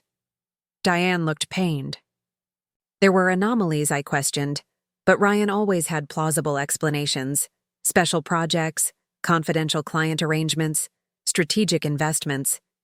He was meticulous about staying just below thresholds that would trigger additional scrutiny. The second accountant highlighted a series of transactions on her screen. What's notable is the acceleration over the past year. Approximately 60% of the total amount was diverted in just the past 11 months, with a significant spike following your promotion to CEO. That timing corresponded with Ryan's relationship with Amber and the apparent development of his exit strategy. As his plans to leave solidified, his financial extraction had grown more aggressive and less cautious. Where did the money go? I asked. Have we traced all the destinations? We've identified approximately 70% of the ultimate destinations, James replied. Some went to the Maui property acquisitions through Horizon Ventures. Some appear to have funded luxury purchases, watches, artwork, a boat currently docked in San Diego. A significant portion, almost $1 million, was transferred to accounts in Liechtenstein and Singapore that the FBI is still investigating. And what's our potential for recovery? The lead accountant's expression was measured. The domestic assets, the properties, luxury items, and funds in U.S. accounts have been frozen pending criminal proceedings. Those will likely be recoverable through asset forfeiture if Mr. Harrington is convicted, which seems probable given the evidence. The international transfers are more complicated and may depend on cooperation from those jurisdictions. I nodded, processing the information. The financial loss was substantial but not catastrophic for a company of Logitech's size. The greater damage was to organizational trust, client confidence, and our industry reputation. Intangible assets that couldn't be recovered through legal proceedings. Thank you for your thoroughness, I said as the presentation concluded. This gives us a clear picture of what happened, which is essential for moving forward. As the accountants gathered their materials, James asked if I had a moment for a private conversation. Once we were alone, his professional reserve softened slightly.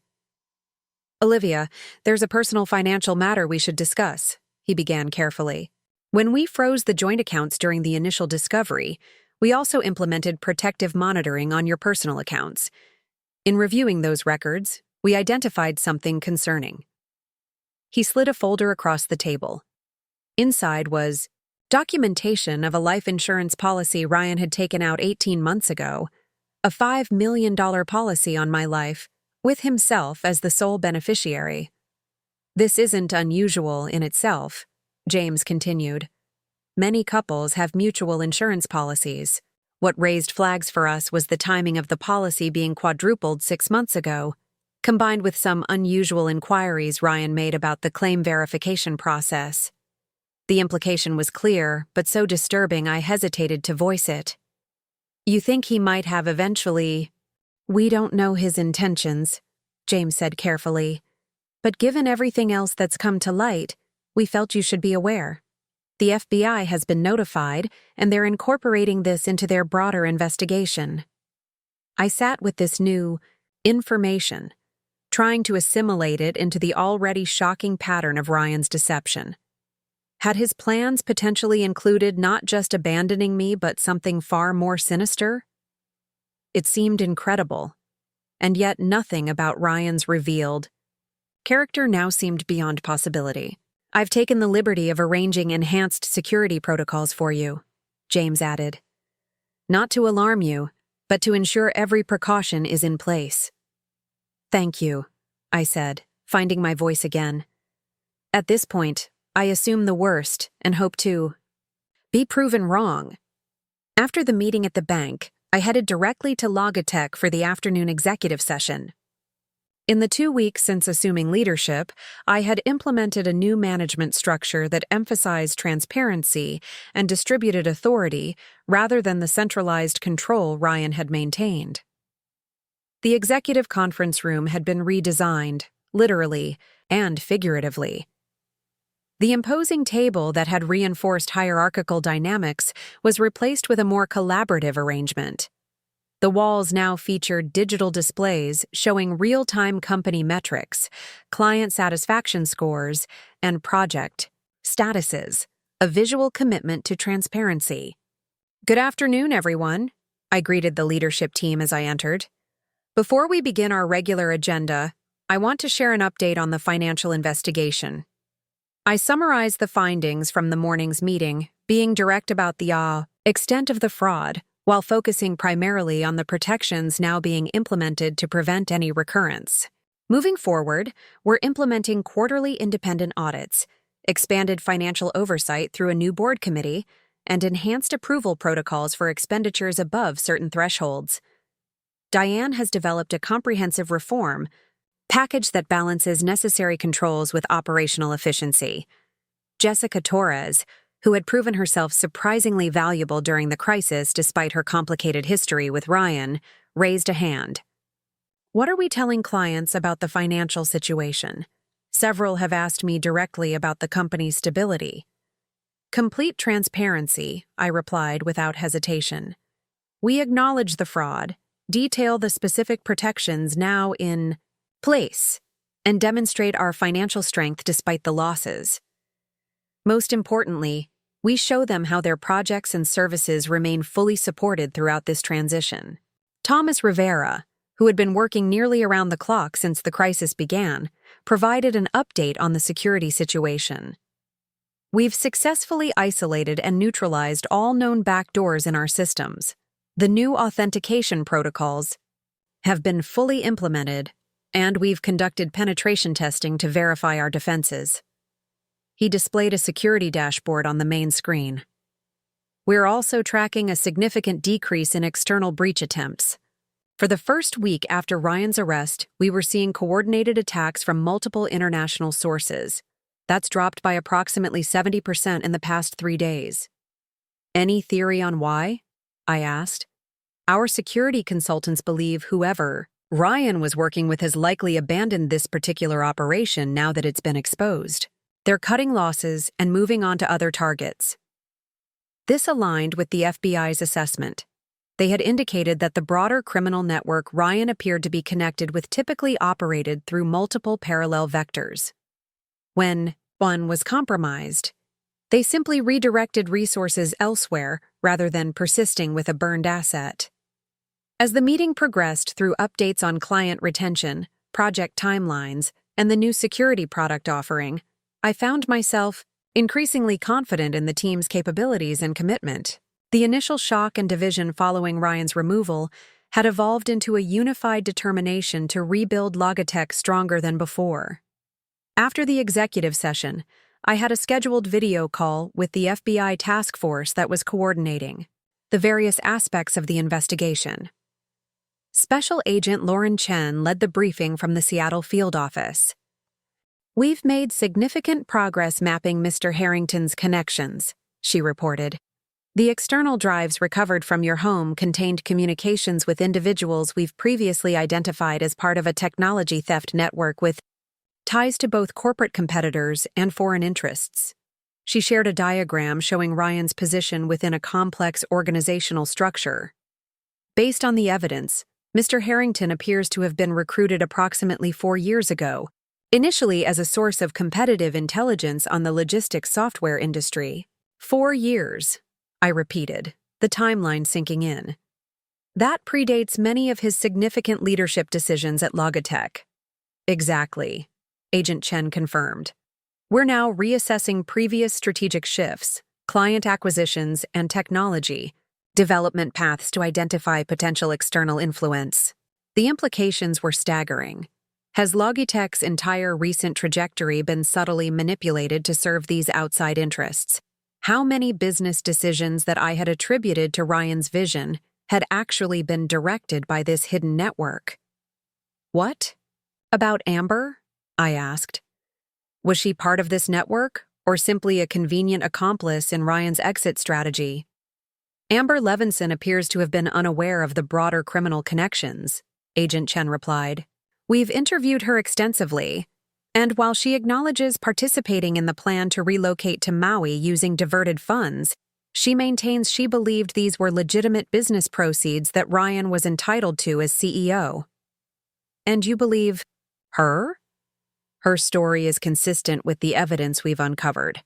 She's cooperating fully and has provided valuable information about Mr. Harrington's recent activities and statements. I wasn't sure how I felt about this assessment. Part of me wanted Amber to be a knowing conspirator rather than another person Ryan had manipulated. It seemed somehow less humiliating if my husband had left me for a sophisticated co-conspirator rather than simply a younger, more pliable woman he could control. And Ryan himself? I asked. Is he cooperating? Agent Chen's expression remained carefully neutral. Mr. Harrington has been largely uncooperative since his initial arrest. However, as the evidence against him has mounted, his attorney has recently indicated a potential interest in discussing cooperation in exchange for consideration during sentencing. What would that entail? Information about his handlers, the full extent of technology compromised, and the identities of other assets working within the U.S. technology sector. If his information proves valuable, it could potentially reduce his sentence, though given the multiple serious charges, he's still facing significant prison time regardless. After the FBI briefing, I found myself with a rare, quiet moment alone in my office. The past 2 weeks had been a relentless cycle of crisis management, investigation cooperation, client reassurance, and organizational rebuilding. This was perhaps the first opportunity I'd had to truly process the personal implications of everything that had happened.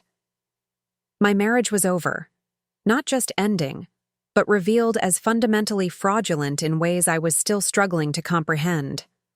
The Ryan I thought I had known had never really existed. In his place was a skilled manipulator who had potentially viewed me from the beginning as an asset to be leveraged for financial gain and industry access. Have there ever been genuine feelings between us? Has any moment of our 8 years together been authentic? These questions haunted my quieter moments, though I recognized they might never be answered satisfactorily. A gentle knock interrupted my thoughts. It was Diane, with what had become our end-of-day ritual, coffee and a brief review of the day's developments. The client retention numbers are in, she said, settling into the chair across from me. We've maintained 87% of our client base through the crisis, with another 6% taking a wait-and-see approach rather than outright termination. That's better than our best projections, I noted with relief. It's a testament to your leadership through this situation, Diane replied. The transparency approach has paid off. Clients appreciate knowing exactly what happened and what we're doing to address it, rather than receiving corporate doublespeak. I smiled slightly. A philosophy directly opposite to Ryan's preference for carefully controlled information. Speaking of which, Diane continued, there's something I've been wanting to ask you. Something personal. I nodded for her to continue. All these years, watching Ryan take credit for Logitech's success, minimizing your role, presenting himself as the visionary founder. How did you bear it? Why did you allow it? It was a question I'd been asking myself repeatedly since the crisis began. The answer was neither simple nor entirely flattering to my self-image. It evolved gradually, I said after a moment's consideration. In the beginning, it seemed practical. Clients in the logistics industry were predominantly male and often responded better to Ryan as the face of the company. It was a calculated business decision. I paused, acknowledging the deeper truth. But over time, it became something more complicated. Ryan needed to be perceived as the driving force, the primary creator. His identity was wrapped up in that narrative. And somewhere along the way, I began accommodating that need, stepping further into the background, allowing my contributions to be minimized or erased entirely. But why? Diane pressed gently. You're brilliant, accomplished, confident. Why accept that diminishment? I considered her question carefully. I think I told myself it was a form of strength, that I was secure enough in my own accomplishments that I didn't need public recognition. That supporting Ryan's ego was an act of generosity rather than self-erasure. I looked out at the Seattle skyline, the afternoon light reflecting off glass towers. But the truth is more uncomfortable. Part of me had internalized the idea that a harmonious relationship required that kind of accommodation, that my success needed to be tempered to avoid threatening his sense of self. It was a compromise that became a habit, then an identity. Diane nodded thoughtfully. And now? Now I'm reconsidering everything, I said simply. What it means to lead authentically rather than from the shadows. What kind of company culture truly fosters innovation and integrity? What kind of relationships, professional and personal, I want in my life going forward? After Diane left, I remained at the window watching the city transition from day to evening. The office had largely emptied, with just the security team, and a few dedicated developers remaining in the building. My phone buzzed with a notification from the FBI task force, a new development they wanted to discuss first thing tomorrow. Before I could respond, a call came through from an unfamiliar number. Olivia Harrington, I answered cautiously. Mrs. Harrington, this is Warden Phillips from the Federal Detention Center.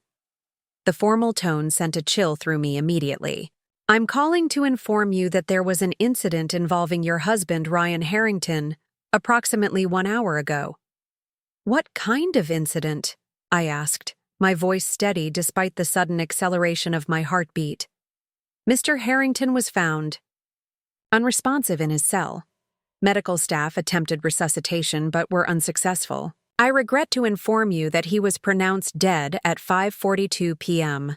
The world seemed to tilt slightly, the familiar office suddenly foreign. Cause of death? I managed to ask. Preliminary assessment suggests self-inflicted asphyxiation. A full investigation is underway, and the medical examiner will make the final determination. Suicide. Ryan had taken his own life rather than face the consequences of his actions.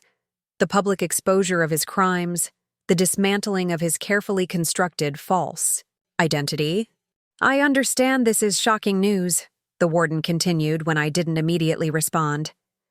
As his legal spouse, there will be arrangements and decisions requiring your attention. Our family liaison officer will contact you tomorrow with more information. Thank you for the notification, I said mechanically, my professional composure engaging automatically despite the emotional storm beneath. After ending the call, I sat motionless, trying to process this final, devastating turn. Ryan was gone. The man I had married, built a company with, shared a home with for 8 years, the man who had betrayed me so completely, had chosen to end his life rather than face what he had done.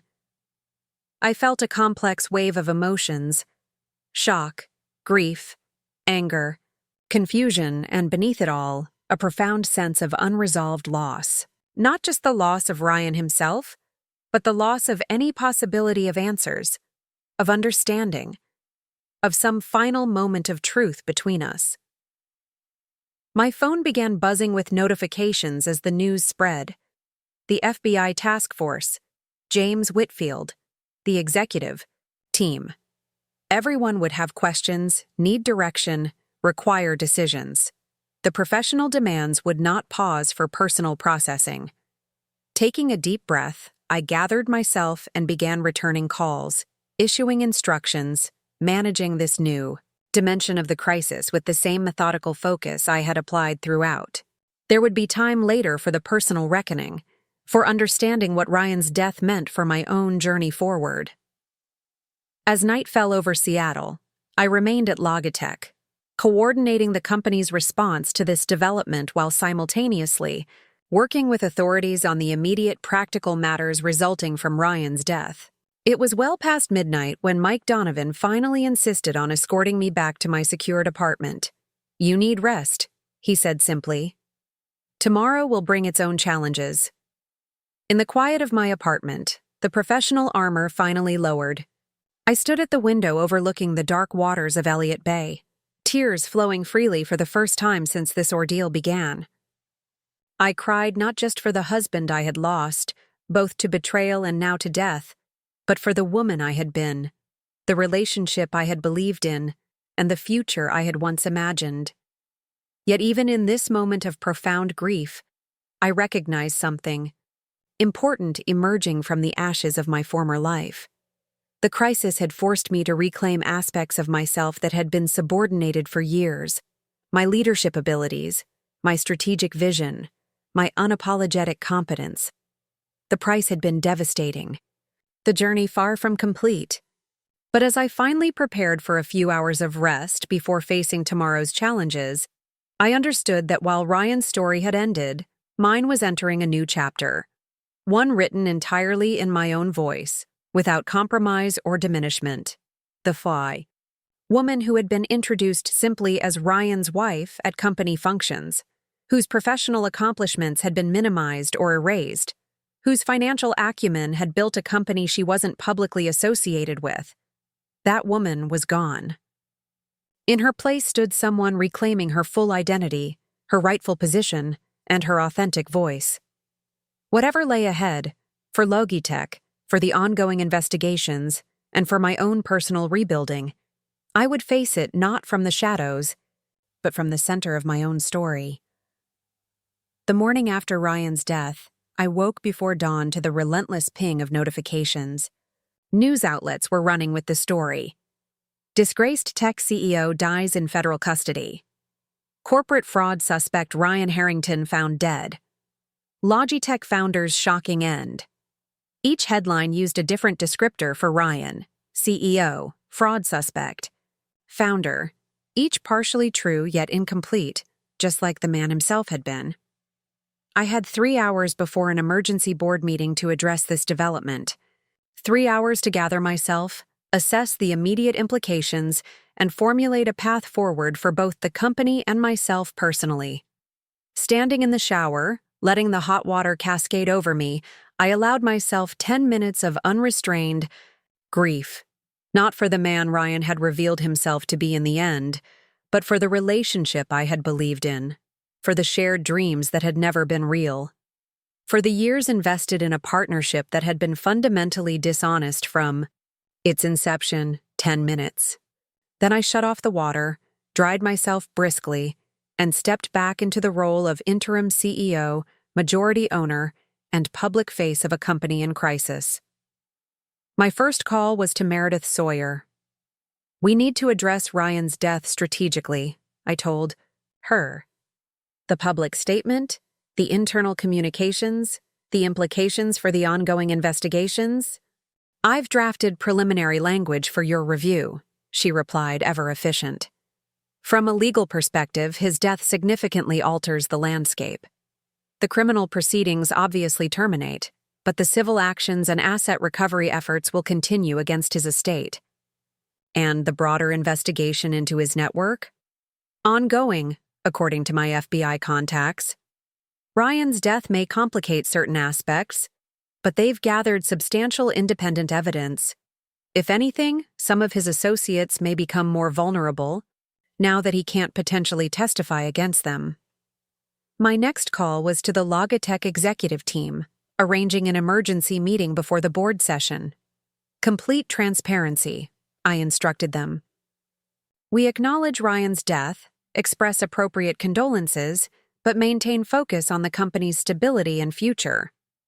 By 8 a.m., I was seated at the head of the Logitech conference table, facing the assembled executive leadership.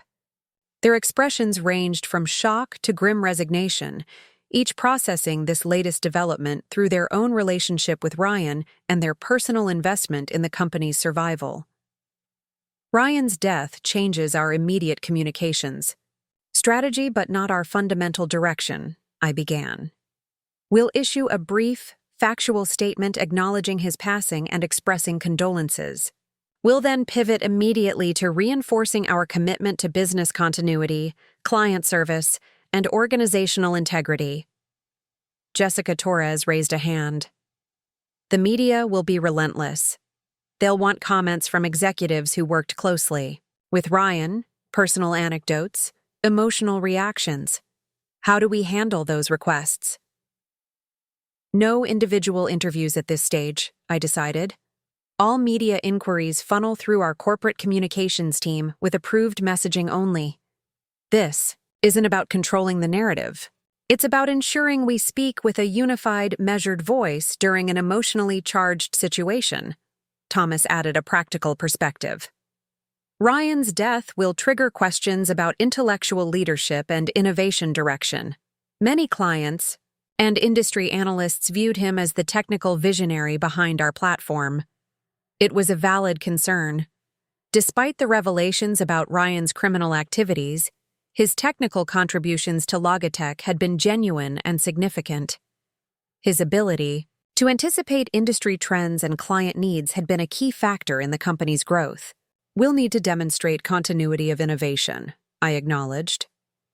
Thomas, can you prepare a briefing on our product roadmap and upcoming releases?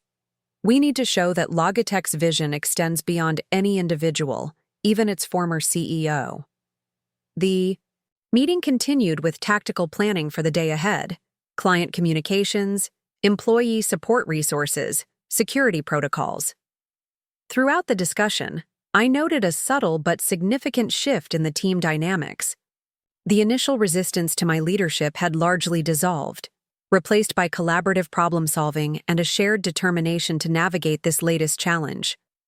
At 10 a.m., I faced the board of directors, expanded now to include 2 new independent members with expertise in corporate governance and crisis management.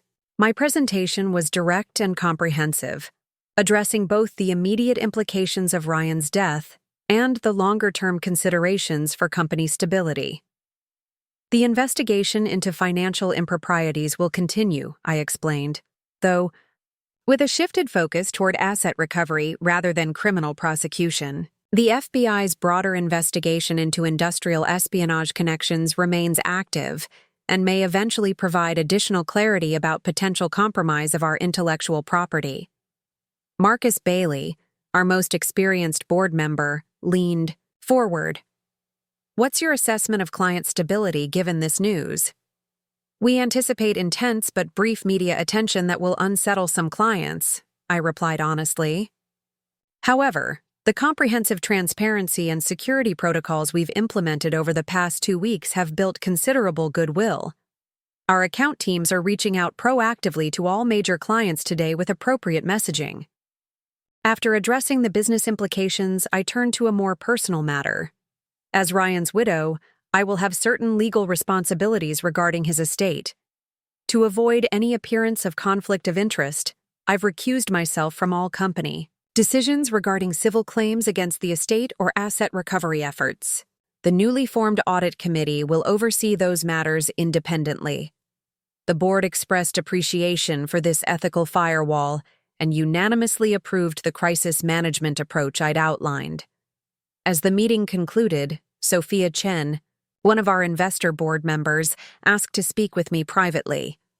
Olivia, she began once we were alone, the board has been impressed with your leadership throughout this unprecedented situation. What was initially an emergency appointment as interim CEO has demonstrated your capabilities beyond question. I thanked her for the vote of confidence, sensing there was more to this conversation. We'd like you to consider accepting the permanent CEO position, she continued. Your financial acumen, strategic vision, and ethical leadership are exactly what Logitech needs to rebuild from this crisis. The offer wasn't entirely unexpected, but it still gave me pause. My background was in investment strategy and business development, not operational leadership. More importantly, I hadn't yet determined what I wanted for my own future in the wake of these life-altering events. I appreciate the confidence, I replied carefully. But this is a significant decision that deserves thorough consideration. Could I provide my answer in 2 weeks, after we've navigated the immediate aftermath of Ryan's death?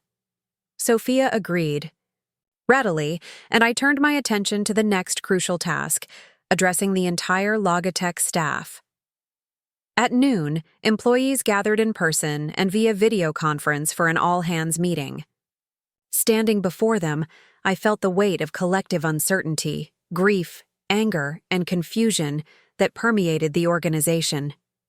Today, we face another difficult moment in what has been an extraordinary period for Logitech, I began. Ryan Harrington's death adds another layer of complexity to an already challenging situation. Many of you worked closely with him for years. Some considered him a mentor or friend. All of you are processing this news in your own way, and all reactions are valid. I paused, making eye contact with as many individual faces as possible. What I can offer you is this. Logitech remains strong. The work we do continues to matter. The clients who depend on our technology still need our support. And most importantly, this company has always been more than any one person. It is the collective achievement of everyone in this room and those connecting remotely.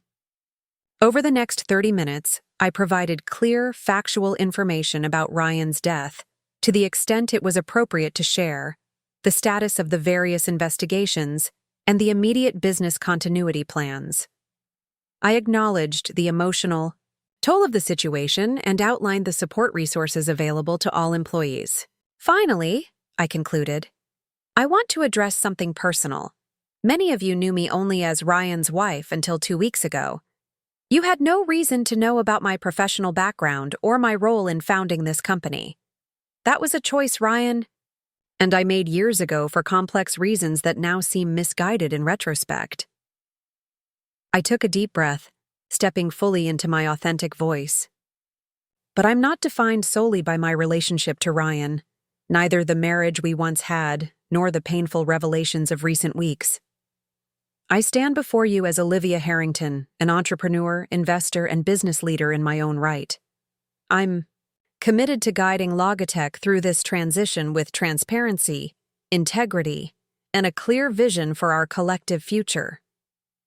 The response was not immediate applause or obvious transformation, but something more subtle and perhaps more meaningful. A palpable shift in how people looked at me, a new quality of attention that acknowledged me as a leader in my own right, rather than merely a stand-in during a crisis. The remainder of the day passed in a blur of operational decisions, media management, and crisis response. By evening, when most employees had departed, I found myself once again alone in the office that had been Ryan's and was now tentatively mine. My phone buzzed with a notification. The medical examiner had officially ruled Ryan's death a suicide. There was no note, but investigators had found evidence that he had been planning the act since shortly after his arrest, apparently waiting. For a moment, when security protocols briefly relaxed, despite everything, the confirmation sent a fresh wave of grief through me. Whatever Ryan had become, whatever lies he had lived, his death represented a profound human tragedy, a life of remarkable talent and potential ultimately destroyed by greed, deception, and moral compromise. Before I could process this further, there was a knock at my door. It was Amber Levinson. She stood nervously in the doorway, visibly uncertain of her reception. Mrs. Harrington, I know this is inappropriate, but I needed to speak with you directly. My immediate instinct was to refuse, to have security escort her from the building. What could Ryan's mistress possibly have to say that I needed to hear? Yet something in her demeanor, a vulnerability mixed with determination, made me pause. "Come in, Ms. Levinson," I said, gesturing to a chair. "Though I'm not sure what we have to discuss." She sat perched on the edge of the seat, her hands clasped tightly together. "I wanted to express my condolences about Ryan, and to apologize for my role in all of this. Your relationship with my husband is the least of the deceptions recently uncovered," I replied evenly. "I know," she acknowledged. "The FBI has explained some of what they've discovered. It's overwhelming. The Ryan I knew bears little resemblance to the person they've described." This struck a chord. Despite our vastly different relationships with Ryan, we shared the disorienting experience of discovering the man we thought we knew had never really existed. "Why are you here, Ms. Levinson?" I asked directly. She reached into her bag and removed a small flash drive. "Because Ryan gave me this about a month ago. He told me it was insurance, something to protect us if anything went wrong with our plans. I didn't look at it then, but after his arrest, I did." She placed the drive on the desk between us. "It contains communications between Ryan and people I didn't recognize, discussing technology transfers, company information, and payment arrangements.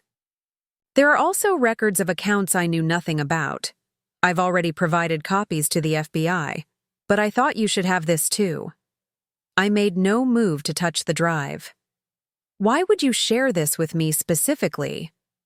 Amber met my gaze directly for the first time. "Because while I've spent the past week talking to federal agents about Ryan's crimes, I've also been reading about you. The founder whose contributions were erased, the financial expert who was introduced simply as the wife, the woman who built this company alongside Ryan but received none of the recognition. Her insight was unexpectedly perceptive. And I realized that while Ryan lied to me about being divorced, about the source of his money, about our future together, what he did to you was something different, something more systematic and prolonged. He didn't just deceive you. He diminished you for years." The simple truth of her assessment was startling coming from this unexpected source. "The information on that drive," she continued, "might help you understand the full extent of what happened. It might help protect Logitech from whatever damage he caused. I can't undo my participation in Ryan's plans, but I can at least make sure you have everything you need to rebuild what he tried to destroy." I studied her carefully, looking for ulterior motives but finding only what appeared to be genuine remorse and a desire for some form of restitution. "Thank you, Ms. Levinson," I said finally, taking the drive. "I'll ensure our security team examines this safely before accessing the contents." She nodded and stood to leave, then paused at the door. "One more thing you should know. When Ryan talked about you, which wasn't often, it wasn't with hatred or contempt. It was with a kind of wary respect, as if he both admired and feared your capabilities. I think on some level he always knew you were the stronger one." After she left, I sat motionless, absorbing this unexpected perspective on a relationship I thought I had finally begun to understand.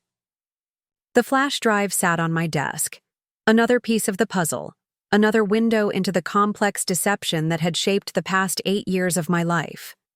I secured it in the safe, making a note to have Thomas's team analyze it tomorrow with appropriate precautions. Whatever revelations it contained would have to wait. For now, I had reached the limit of what I could process in a single devastating day. 6 months later, I stood at the podium at the Women in Technology Leadership Summit, facing an audience of industry professionals, aspiring entrepreneurs, and business students. The moderator had just finished introducing me, highlighting my role as CEO of Logitech Solutions and my recent recognition in Forbes's Most Innovative Leaders list. "Thank you for that generous introduction," I began. Though I should clarify that I didn't find Logitech twice, as some reports have suggested. I co-founded it once, but have had the unique experience of reclaiming and rebuilding it under extraordinary circumstances. This earned a knowing chuckle from the audience, who were undoubtedly familiar with the broad outlines of the Logitech saga. The story had captivated the business world, a tale of fraud, betrayal, espionage, and ultimately, renewal. I've been asked to speak today about resilient leadership during a crisis. While I could share tactical approaches and specific strategies that proved effective during Logitech's transformation, I want to focus on something more fundamental: the power of authentic identity and the cost of its compromise. For the next 30 minutes, I shared my journey from behind-the-scenes investor to public company leader, from a woman who allowed her contributions to be minimized to one who stood firmly in her full professional identity.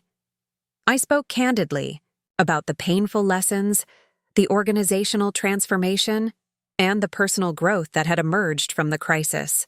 The greatest threat to Logitech wasn't the financial fraud, though that was significant, I explained. It wasn't even the potential compromise of our intellectual property, though that required extensive remediation. The greatest threat was the culture of compartmentalized truth that had taken root, the acceptance of separate public and private realities, the normalization of strategic omissions, the elevation of perception over authenticity. I described how Logitech had been rebuilt, not just operationally, but culturally, with new core values centered on transparency, distributed leadership, and ethical clarity. How our client relationships had been transformed through radical honesty about both our strengths and vulnerabilities. How our technology development had flourished under a more collaborative approach that drew on diverse perspectives rather than centralizing vision in a single charismatic leader. The company that emerged from this crisis is fundamentally different from the one that entered it, I concluded. It's more resilient, more innovative, and ultimately more successful by every meaningful metric, not despite the full integration of authentic identity at every level, but because of it.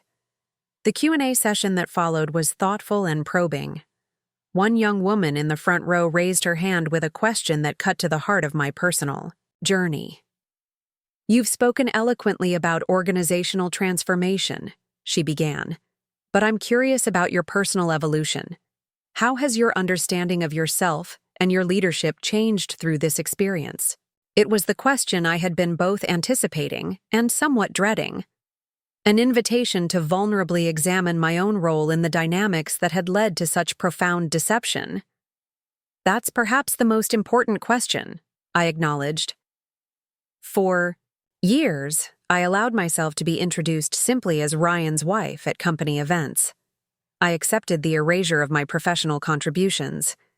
I participated in the fiction that Logitech was solely his vision, his creation. I paused, gathering my thoughts.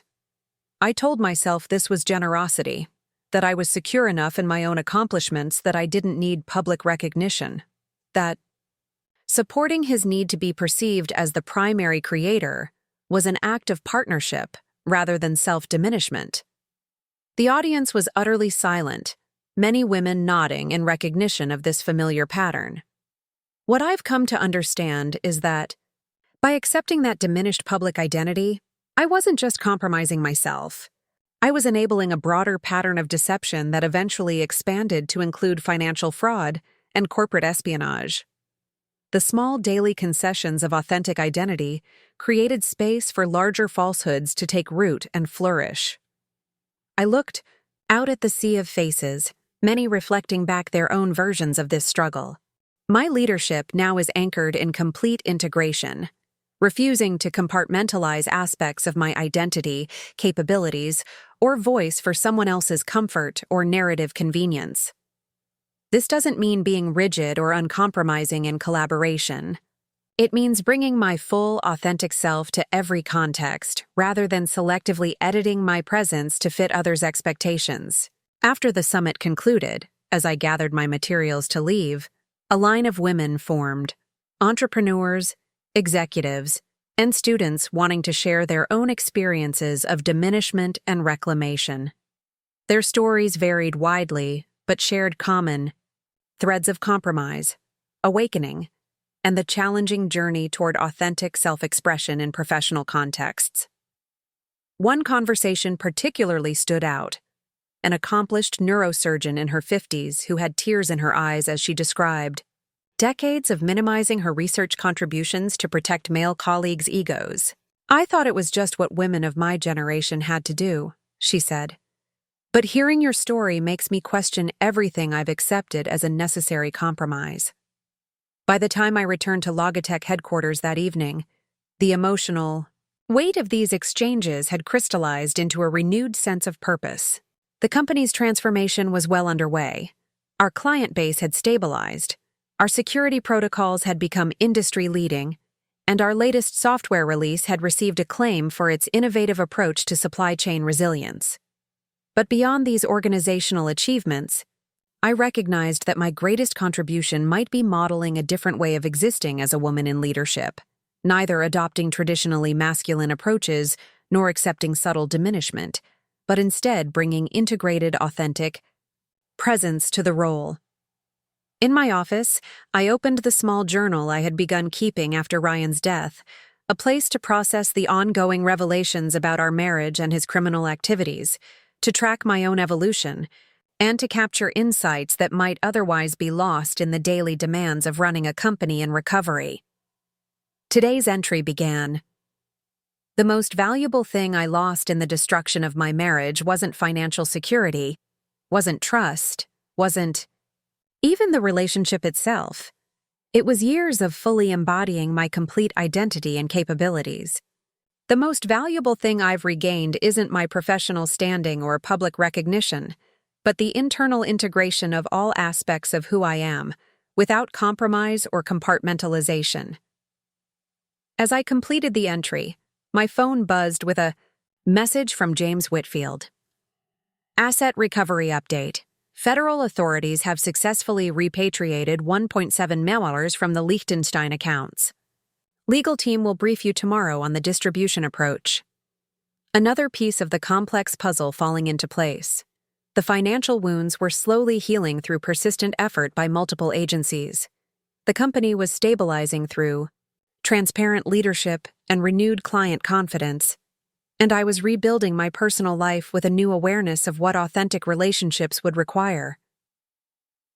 The journey was far from complete. The flash drive Amber had provided had indeed contained valuable intelligence that was still being leveraged in the ongoing investigation into the broader espionage network. Weekly, it seemed, new connections were uncovered between Ryan's activities and corporate compromises at other technology firms. Logitech's security team continued to identify and remediate potential vulnerabilities in our systems and products. Our legal department was still untangling the complex web of intellectual property implications, and I was still processing new revelations about the man I had married as they emerged through the expanding investigation. But underlying these ongoing challenges was a profound shift in both the company's culture and my own approach to leadership. Where there had once been carefully managed perception, there was now transparency. Where there had been centralized control, there was now distributed authority. Where there had been compartmentalized identity, there was now integration. As I prepared to leave for the day, Thomas stopped by with an update on our new security protocol service, which had already been adopted by 7 mid-sized technology firms. "We've essentially transformed our own crisis response into a product that's generating significant revenue," he noted with satisfaction. "The most valuable innovations often emerge from our greatest challenges," I observed. "We just have to be willing to see the opportunity within the crisis." Walking to my car in the secured parking garage, I reflected on the extraordinary journey of the past 6 months. The woman who had once been content to be introduced as Ryan's wife now led the company he had tried to hollow out and abandon. The financial systems he had manipulated now operated with unprecedented transparency and oversight. The technology he had potentially compromised was being systematically secured and enhanced. The painful irony wasn't lost on me. Ryan's attempt to diminish and abandon me had ultimately triggered the full reclamation of my professional identity. and capabilities. His betrayal had catalyzed not my destruction, but my genuine emergence. As I drove toward my new home, a modern apartment overlooking Lake Union that held no memories of my previous life, I felt neither triumph nor bitterness, but rather a profound appreciation for the clarity that can emerge from shattered illusions. The path forward was neither defined by Ryan's deception nor constrained by the compromises I had once accepted. The woman who had once stood in the background at company events, who had smiled politely when introduced simply as the wife, who had allowed her financial acumen and business vision to be obscured for the sake of someone else's ego. That woman was gone. In her place stood someone fully integrated, unapologetically capable, and committed to building something authentic, from the ruins of a relationship founded on illusion. Whatever challenges lay ahead, for Logitech, for the ongoing investigations, and for my own personal journey, I would face them not from the shadows, but from the center of my own story, in my full voice, without compromise. Looking for more? We've got 2 amazing stories ready for you right on screen. If this one touched you, these are absolutely worth your time. Click to watch them now. And hey, subscribe and hit that bell to never miss our latest uploads.